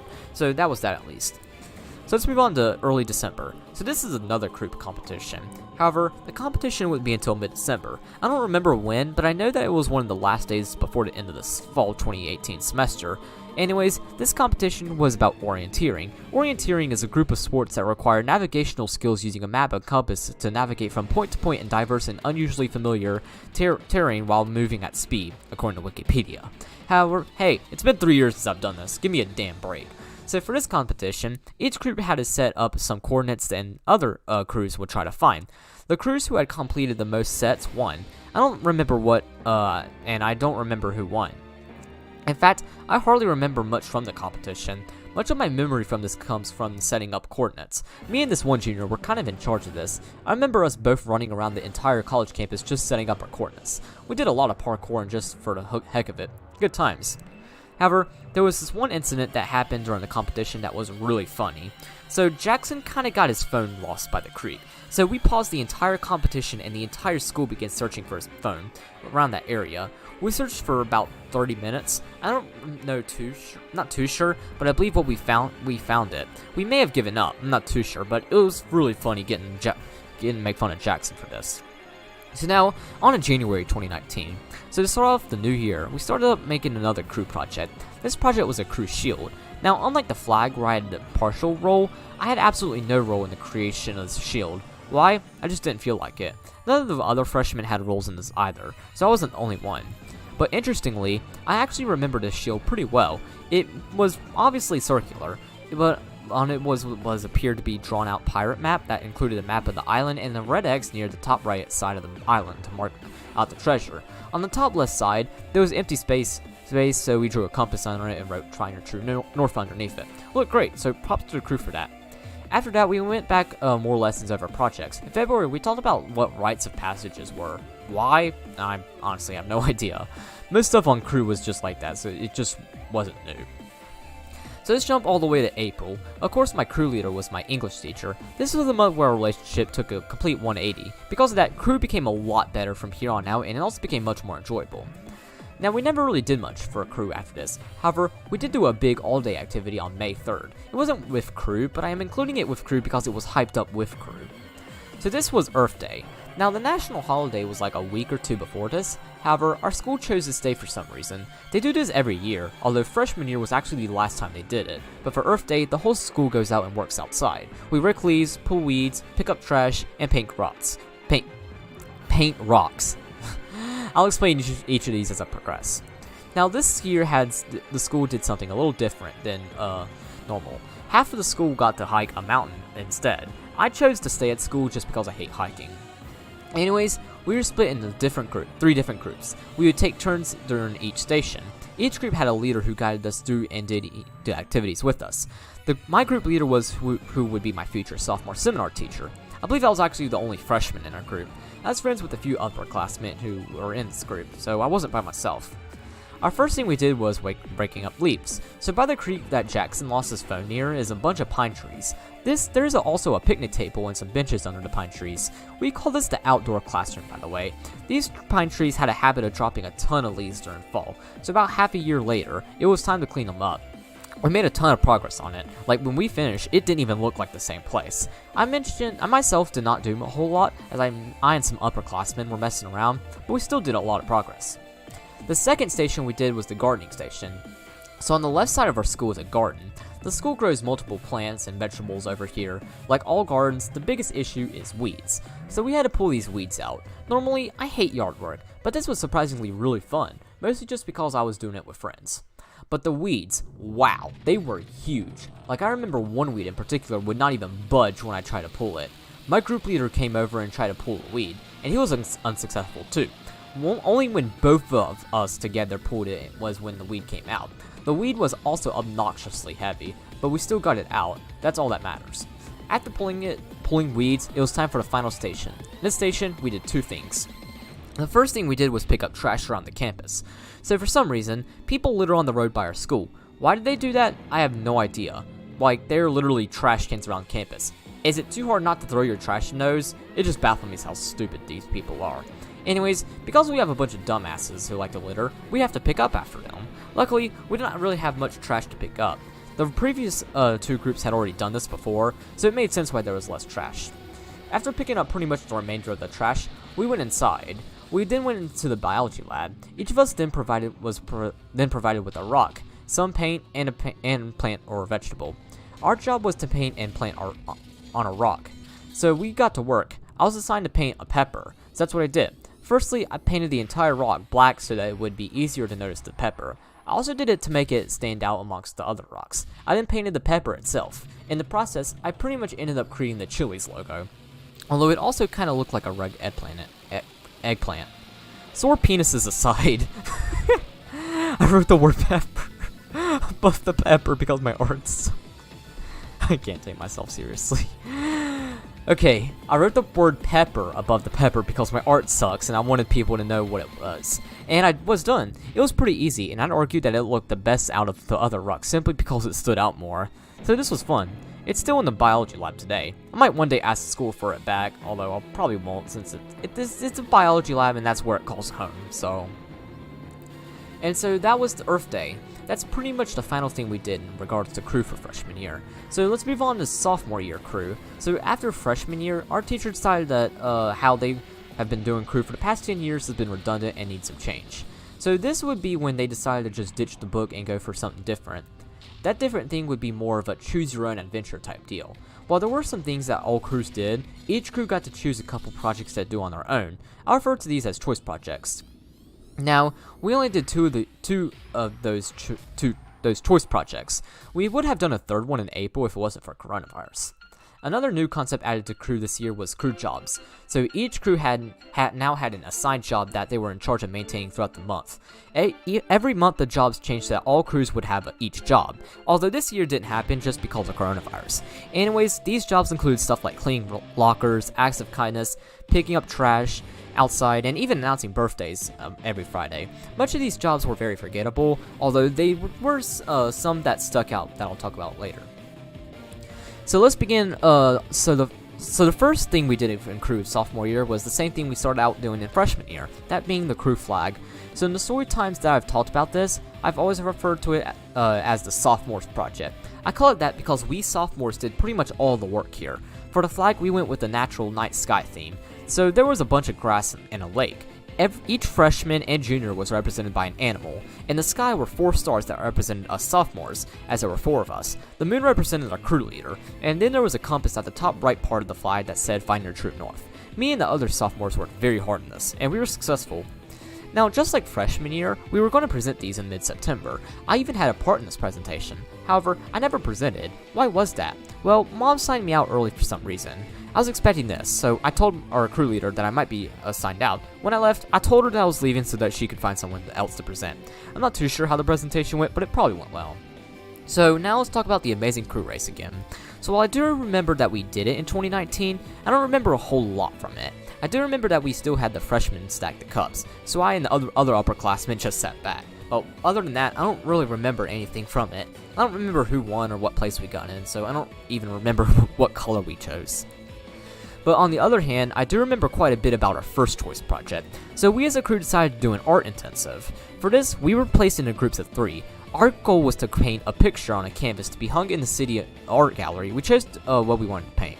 Anyways, I was in a group with another sophomore and a junior. We decided to paint a picture of a tree that has a river flowing towards it. So the other sophomore drew it. We didn't help paint it on cardstock paper. Once we were satisfied with the rough draft, it was time to work on the canvas. Of course, we could not write on the canvas, so we had to be a little more careful with our painting. But we still did it and were successful. We finished sometime in early November. However, the painting never ended up in the art gallery. Instead, it actually ended up on our English teacher's wall. So during this time, her freshmen were working on a project. They were working on a project. So they had just finished reading the book Speak by Laurie Anderson. In this book, the main character Melinda has a habit of drawing trees. The trees symbolize something that I don't remember too well since it's been 3 years since I read the book. So the freshmen had to draw a tree that symbolizes them. I did this when I was a freshman, although I have completely forgotten now what mine look now since it's just been so long. Anyways, our crew leader mistook our project for a speak tree and hung it up alongside the other speak trees, so it never went into the art gallery. Since then, I have been giving my crew leader a hard time about this, which she's always brushed off by saying ours was so good that she wanted to keep it, but I know why she mistook our tree, so I just made fun of her. Also in November, we began work on a Rube Goldberg machine. So unlike the one we built in freshman year where I remember a little bit, I remember absolutely nothing from this one. I had no part whatsoever in the creation of this thing, because instead of working on the Rube Goldberg, I was doing crew jobs. So during the month of November, our crew job was cleaning the lockers. So me and a few others went out and did this while the rest of the crew worked on the Rube Goldberg machine. Cleaning the lockers was surprisingly really fun, mostly because we all messed around. We still got the job done, but we still had fun doing it. Even though this was fun, I still wish that I worked on the Rube Goldberg machine, since I would have a little bit more to write about had I worked on over at crew jobs. But I mean, someone had to do crew jobs, so at least I was being productive. So for the next couple months, we never really did anything in crew. The Rube Goldberg machine was finished by December, and I don't really remember our crew jobs, so we didn't do that much. So I'm going to take a huge leap all the way to late February of 2020, so a month right before coronavirus began. This was when we did our second choice project. For it, we as a crew decided to build birdhouses. Our crew was split up into 4 groups. These 4 groups included 2 groups of freshmen, 1 group of sophomores, and a group of juniors. It's extremely clear which group I was in. So I was in charge of bringing in materials. During this time, I was working on tearing down my old clubhouse that I used to play in way back when I was a kid. The thing was made out of wood and was perfect for birdhouse building. However, it took me 3 weeks to find the perfect wood pieces in perfect weather. We had quite a lot of rain and some snow throughout the month of February, as well as even a tornado. See Storytime 33 if you're interested in that. Therefore, it was not until early March when I finally got my wood. I also want to mention that in Storytime 33, I mistakenly said that it was March when we were assigned this. This was false, as it was late February. I remember missing crew a couple days due to weather, and I also built the birdhouse on March 1st, not March 8th. On March 8th, 2020, I was looking through my old hospital files and writing a statement on how far I came since then. Just wanted to clear that up. Anyways, it was March 1st. I was working on tearing down the clubhouse. I had 1 pile of wood I wanted to use while the other would be taken off to the dump. However, Dad saw me working on this and got interested in what I was doing, so I told him about it, and he helped me out.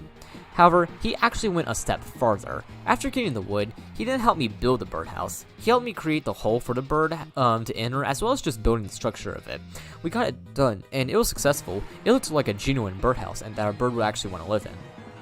So, Monday, March 2nd, I brought in a completed birdhouse. My group was really impressed with it and was really happy that it did more than what was needed. Now, our crew leader was not yet in her room, so I told the group that I was going to play a prank on her. They were all for it. So how this prank worked was that I was going to place the birdhouse under the desk so that when she walked into a room, she could not see it. She then walked in. Just like she had been doing for the past 2 weeks, she asked where our birdhouse was. I told her that I didn't have the materials. The day before, for some reason, this day for some reason though, she was really furious over this. Like, I had never seen her this pissed off ever, even during our fights back in freshman year. She raised her voice at the top of her lungs. Immediately, I raised up the birdhouse. Right when I did that, shit just went from 100 to 0 really quickly. She didn't breathe the biggest sigh of relief I think I've ever seen. She then began laughing and high-fived all of us. Since then, she then went on about how well the birdhouse was built, and as well as all the other parts she liked about it. Then my group got to work painting. I did not do any painting, but that was okay, because me and Dad built it, so it was just a relaxing period for me. Our birdhouse was fully painted and followed the following Wednesday, March 11th. Our group did a great job with it. They went for a green-blue color scheme, which I thought was really cool, and overall, this is a very successful project. So that was the final thing we did for crew. Of course, the week after we finished painting, the coronavirus pandemic became widespread, and we did not go back to school for the rest of the school year. Alongside seminar, crew was also waived, so I did not go back to crew until junior year. So that brings me to junior year. So crew this year was completely different compared to freshman and sophomore year. Coronavirus was the main reason. So this year, in order to promote social distancing, we now ate lunch in crew. Each crew leader also now had 2 different crews for each cohort. That's hard to say. So what was interesting about my crew at first was that I was the only student in crew for the first quarter of the school year. Yeah, it was just me and my crew leader. Therefore, we never really did much the fall 2020 semester. However, in October, there was a crew member who would have been in my cohort who just got tired of doing online school, so he decided to come back to hybrid learning. He was a sophomore, by the way, so he came back and we pretty much became friends. Upon his return, we also did a crew scavenger hunt. This was very similar to the Amazing Crew Race, but it was a much more socially distanced version. We had to complete tasks and take different pictures for proof. These tasks include stuff such as taking pictures with our principal, taking a picture in front of a building, a picture of us doing something, you name it. So being a two-person crew, there were a lot of benefits and drawbacks. The main benefit was that it was easy to get things done. Like, we did everything on the list just because it was just the two of us. However, the biggest drawback was that it meant less people uploading pictures. We had to submit each picture one at a time for some reason, so having less people to submit them made this extremely difficult. We were not able to submit all of them on time, therefore we only won second place, but we still did great, especially for a two-person crew. Then in January 2021, a freshman had the same view. She was pretty quiet though, so we never really talked much with her. Then literally the week after I wrote and recorded Storytime 11, we did something for crew. Believe me, this pissed me off so much. Like, I just finished writing about crew, and I said that junior year had nothing going for it. Why are we doing something now? Speaking of coincidental timing, this project was also just horribly planned out in general. The reason is because for this project, we had to record a TikTok that included 10 facts about a famous African American. We also had to act these facts out. Why were we doing this? Black History Month. Well, why was this bad planning? I recorded Storytime 11 on March 12th, and we were introduced to this project on March 15th. Oh, and get this project was not revealed to me until Tuesday, March 16th, because I was in a meeting with my counselors. That was the meeting that set me up to graduate last week. The project was due on March 23rd, so we didn't have much time. Now, our crew's assigned person was Michael Jordan. While he's most commonly known for being a famous basketball player, he's also known as the President of the United States according to Russians. I'll link the meme in the description. So we gathered our facts on March 16th.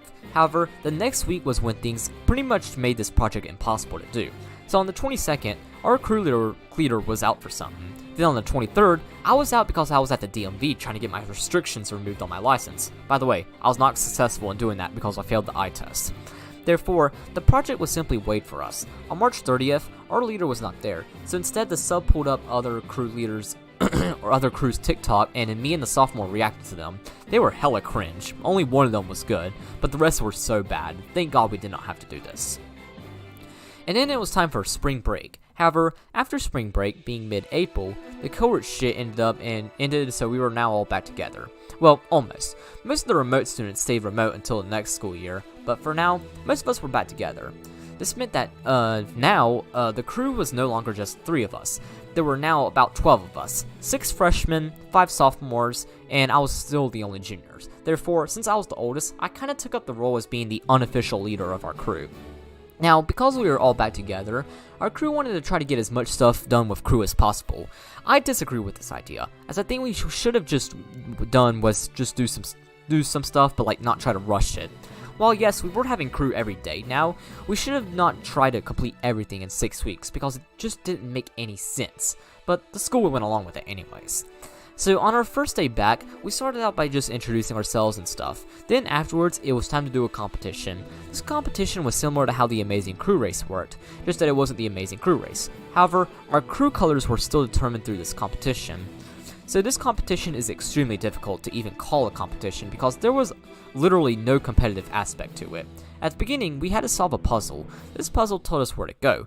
Afterwards, it was to different stations. Everything was linear, so each crew had the same puzzle where they went to the same place. Therefore, after the puzzle, there was literally no reason to work as fast as you can since it was possible to pass another crew because each crew worked on stuff one at a time. After some time, we got to our final station. We ended up being second to last. Because of that, we got a bright red color as our t-shirt. So like how it'd been all year long, we still ate lunch with our crew. Therefore, this is really how we got to know each other. However, this is when our crew kind of became a little bit crazy. So our crew was overwhelmingly female. I, the sophomore from earlier, and a freshman were the only guys in the crew. Girls tend to get into a lot of drama. They're always gossiping about other people and just talking down on people. I really do not understand how girls like that. Like, if you recall from Storytime 40, you know that talking down on people, more specifically cussing them out, made me feel even worse than about myself. So I have no idea why girls enjoy that shit.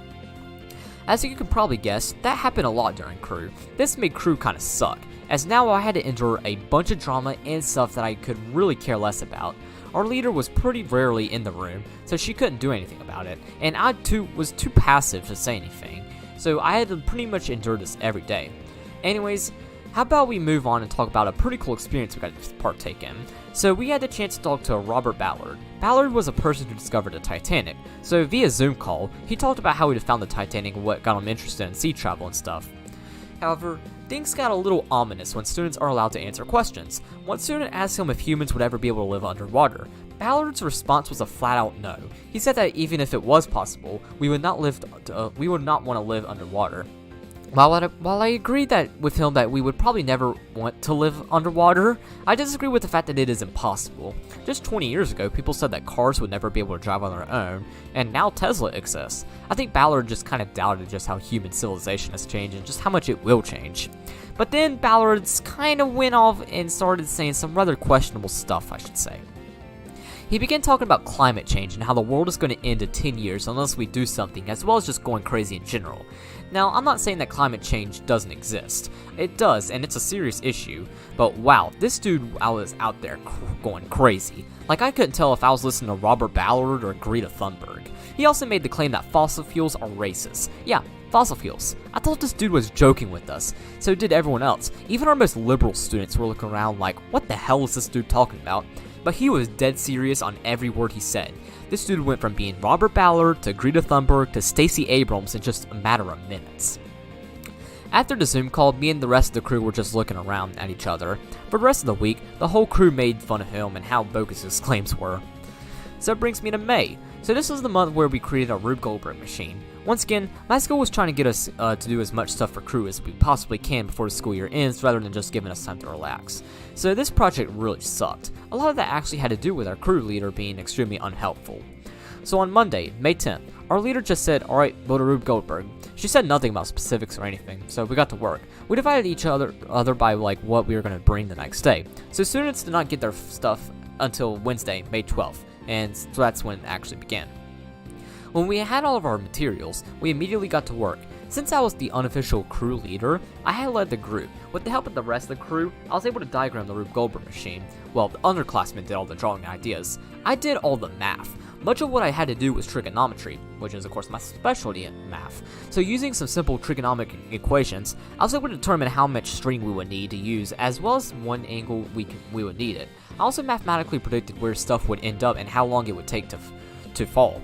I did all the math on the whiteboard. Needless to say that most of the underclassmen's mouth dropped, but they at least knew that the numerical stuff was that they needed.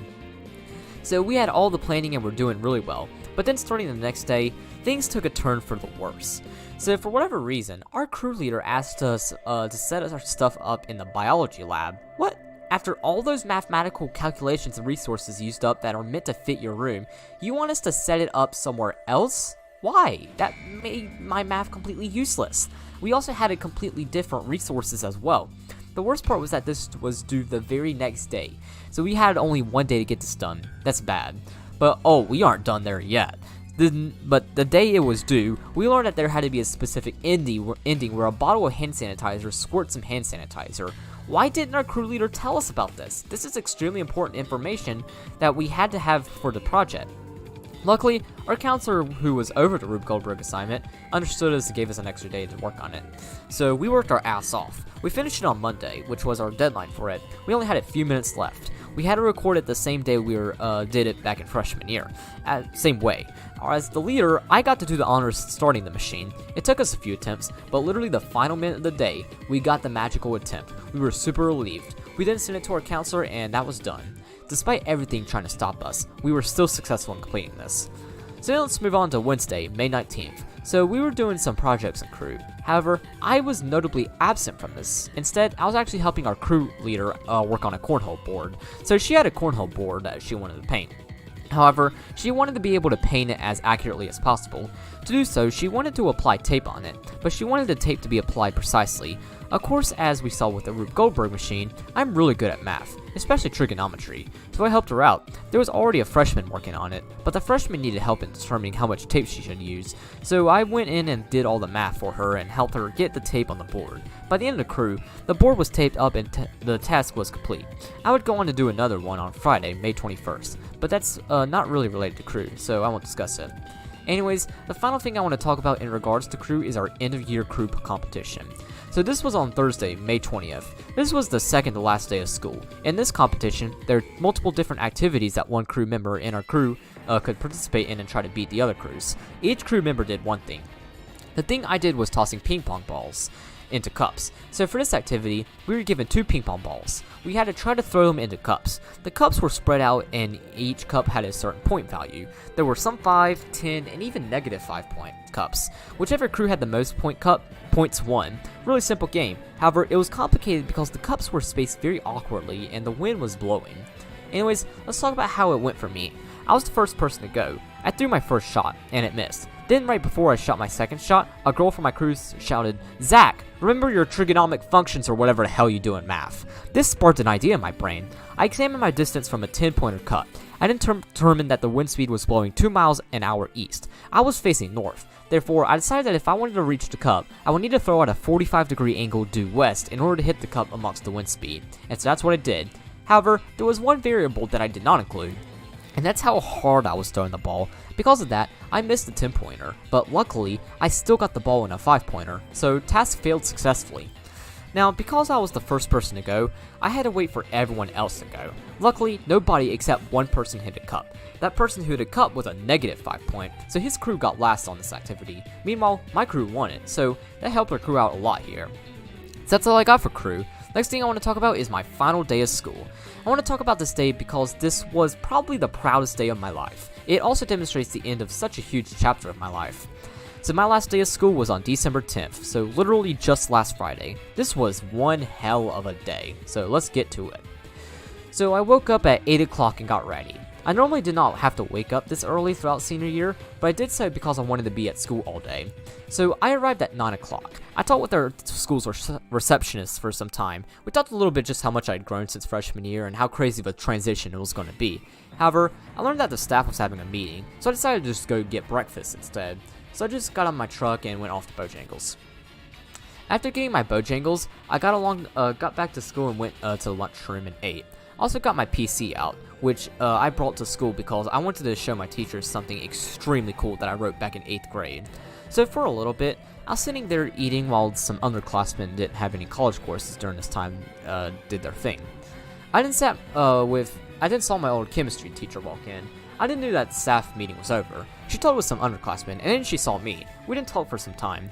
Out of all the teachers at our school, I had known her for the longest, as I had her for Science Olympiad in 7th and 8th grade. In addition, of course, I had Earth Environmental with her in 8th grade. So we mostly talked about just how I was feeling and my plans for after school. After we talked, I went over to my civics teacher's room. We talked pretty much about the same stuff that I talked about with my chemistry teacher.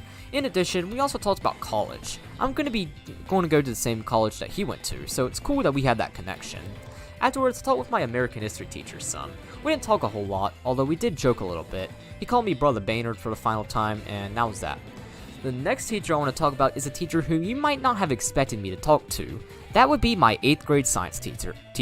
So she got the job over here back in August. My biology teacher left, and so by some miracle, she ended up taking her spot. Now, she was the teacher I talked to for the longest that day, which it's very glaring why. I mean, this is the woman who saved my life almost 4 years ago, so you bet we had a lot to talk about. A lot of it had to do with what actually was like March 8th and all that bullshit that went down that day and events that led up to it. However, around midway through our conversation, our school's resource coordinator came in with some balloons and a candy bar. She said, "Zach, your mom brought you something." She then said, "I asked her if she wanted to bring them to you. She said no and got kind of emotional." This made me laugh, but I understood though, and I was really happy. After a little while of us talking, I then showed my teacher something that I completely forgot I did until just a couple days prior. So a few days prior, I downloaded some documents through my academic career to preserve as archives. When doing this, I came across something that I wrote in 8th grade English. So if you saw Storytime 40, you might remember me talk about how I read a book called The Outsiders. In the book, someone dies. I'll just say that. They died at only 16 years old. So an assignment we did in regards to this was where we had to predict our future and what we were going to be doing at different ages. Pretty much BitLife before BitLife even existed. Most of what I wrote was pretty inaccurate. However, I included ages 14 and 16 there. For 14, I talked about getting accepted at early college. That did happen, although I was accepted when I was 13, but I began early college when I was 14. But check this out, at 16, I wrote, I would like to be able to get my driver's license. Also, if I don't get accepted at early college but I finish high school in the 11th grade, I could possibly graduate at 16, almost 17.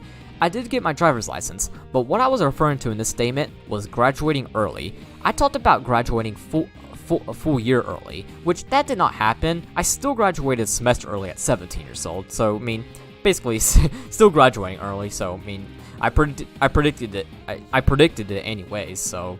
The best part is that both getting accepted at early college and graduating early happened. But check this out. I wrote this on March 2nd, 2018. This was 6 days before I tried to kill myself. I was suicidal during this time. I practiced self-harm during this time as well. Yeah, even during such a time of extreme desperation, I was still capable of looking into the future. Just like how I was blown away when I found this, my teacher was just as blown away as me because I wrote this when I was suicidal. We then talked about just how great it's how I've done since then. I've been self-harm free for about 1,380 days now. In those 1,380 days, I have pretty much been a completely different person. Really insane how much I've grown. In addition to this, I also archived a project from our class. So in our class all those years ago, we did a pathogen project where we had to do a presentation on a pathogen. Me and my friend Ryan created ours on the bubonic plague. We had a lot of fun creating this. I remember this one very well because we presented it while my arm was in a splint. 2 weeks before presenting, I broke both of my arms trying to jump a tennis net. Therefore, Ryan did most of the technical work while I did much of the informational stuff. The presentation was really funny. While showing her the presentation, we then started talking about the boys group in general. The boys is me, Ryan, and Robbie, by the way. My teacher then remembered Robbie and how he dislocated his knee. We then laughed and talked about that for a little bit. It was ironic because he dislocated it a month after I broke my arms. In fact, we even did physical therapy at the same time on occasion, which was really funny. And so that pretty much wrapped up our conversation. She went off to get lunch and I went over to the lunchroom to hang out with some friends. One of the friends I hung out with was Lucas. He always came to lunch every day to visit his girlfriend, who was a junior, so I hang out with them some. Another friend I visited was Morgana, so she was one of the remote students I worked with on the college video project. Just like how I brought my PC, she brought hers as well. She was actually playing Dark Souls on it when I came to talk to her. We talked about college and what both of our plans were.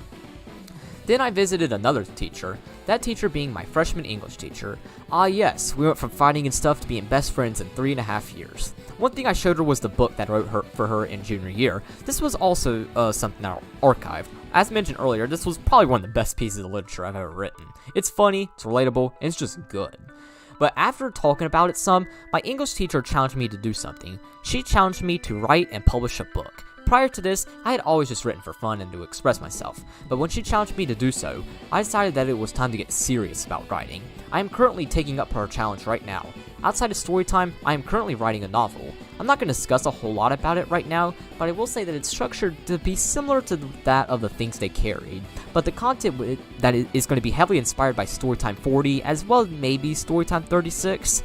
I haven't got there yet, I'm only one chapter in, but do expect it to be published near the end of 2022 or the beginning of 2023.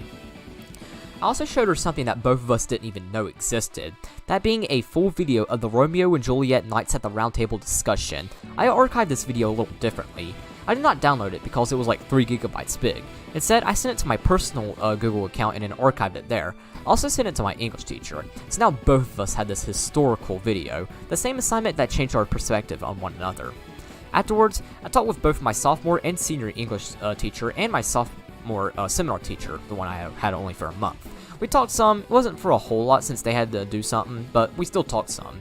Afterwards, I talked with my counselor, the same woman who put me on track to graduate early.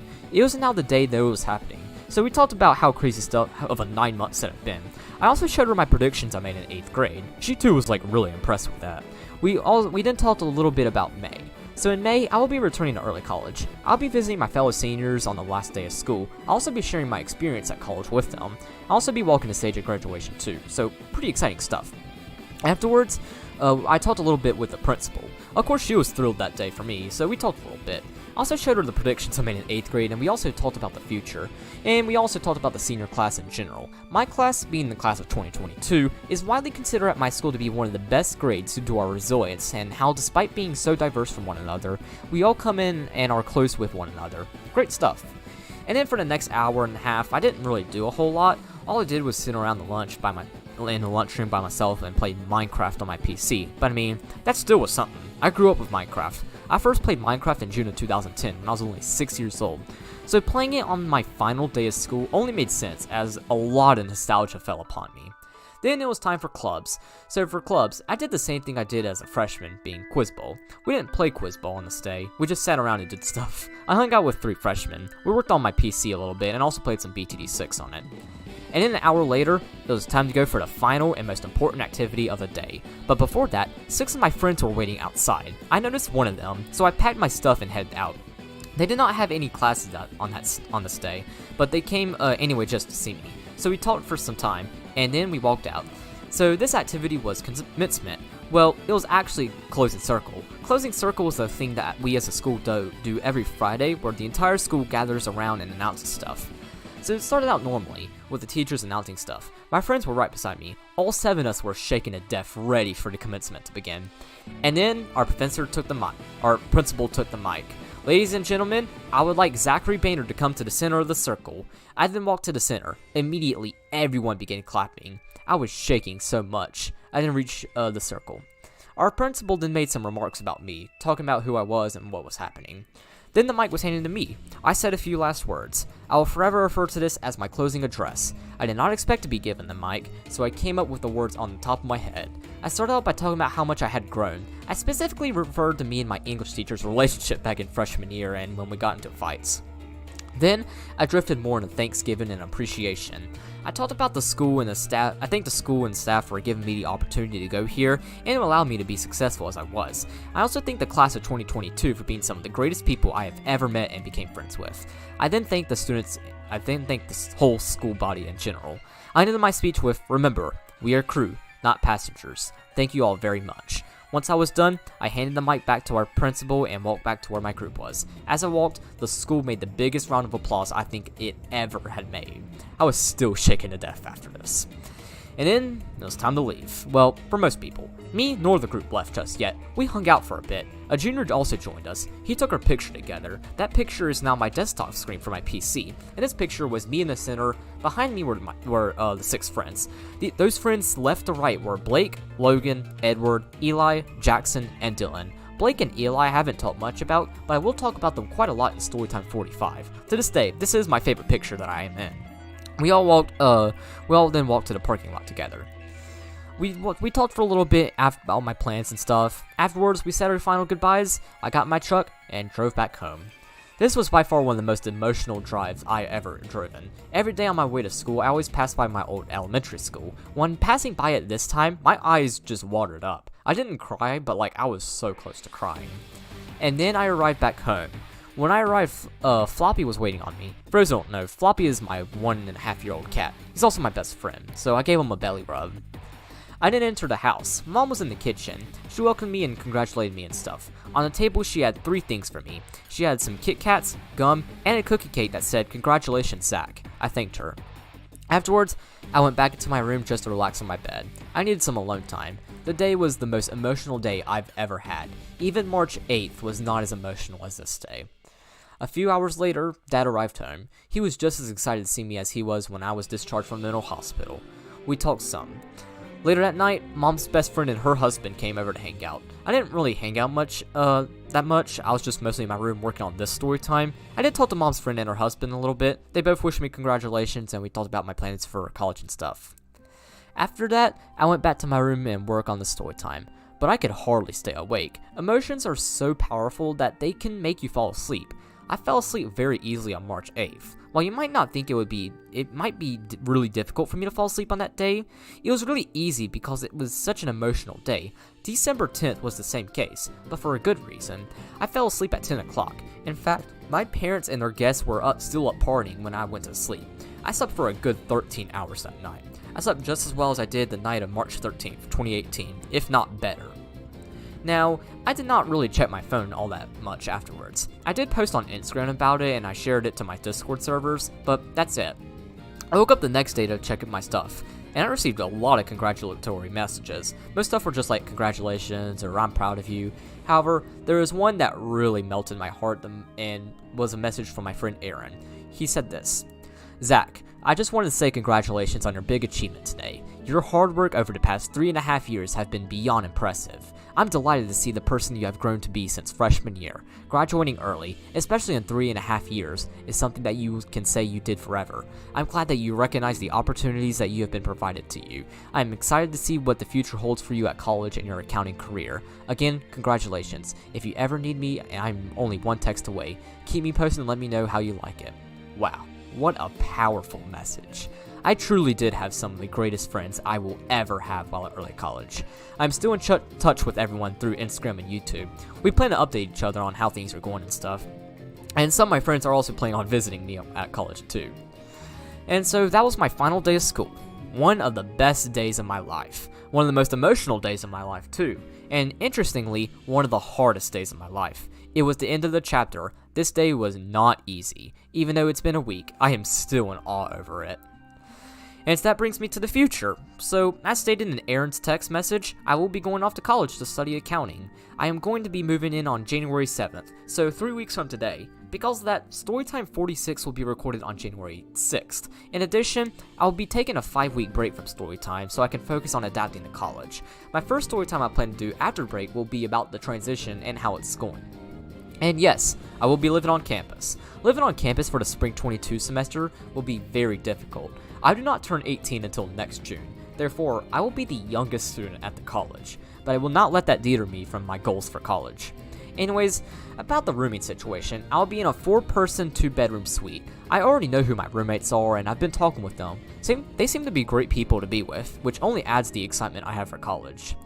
Now, because I graduated high school a semester early with an associate's degree, I will probably be graduating college in December of 2023. I will only be 19 and a half when I do. More than likely though, I'll probably have to go for a spring 2024 semester, but when I graduate, I'll still be graduating at only 19 years old, which is much younger than most people. I actually was kind of worried about that because in many states, you have to be at least 21 to be an accountant. Fortunately, it's only 18 in North Carolina, so I'm alright. But wow, I have an extremely bright future ahead of me. So that's all I got for today's Storytime. Next week, on December 24th, 2021, Storytime will officially be turning 1 year old. To celebrate, I'll be releasing Storytime 44,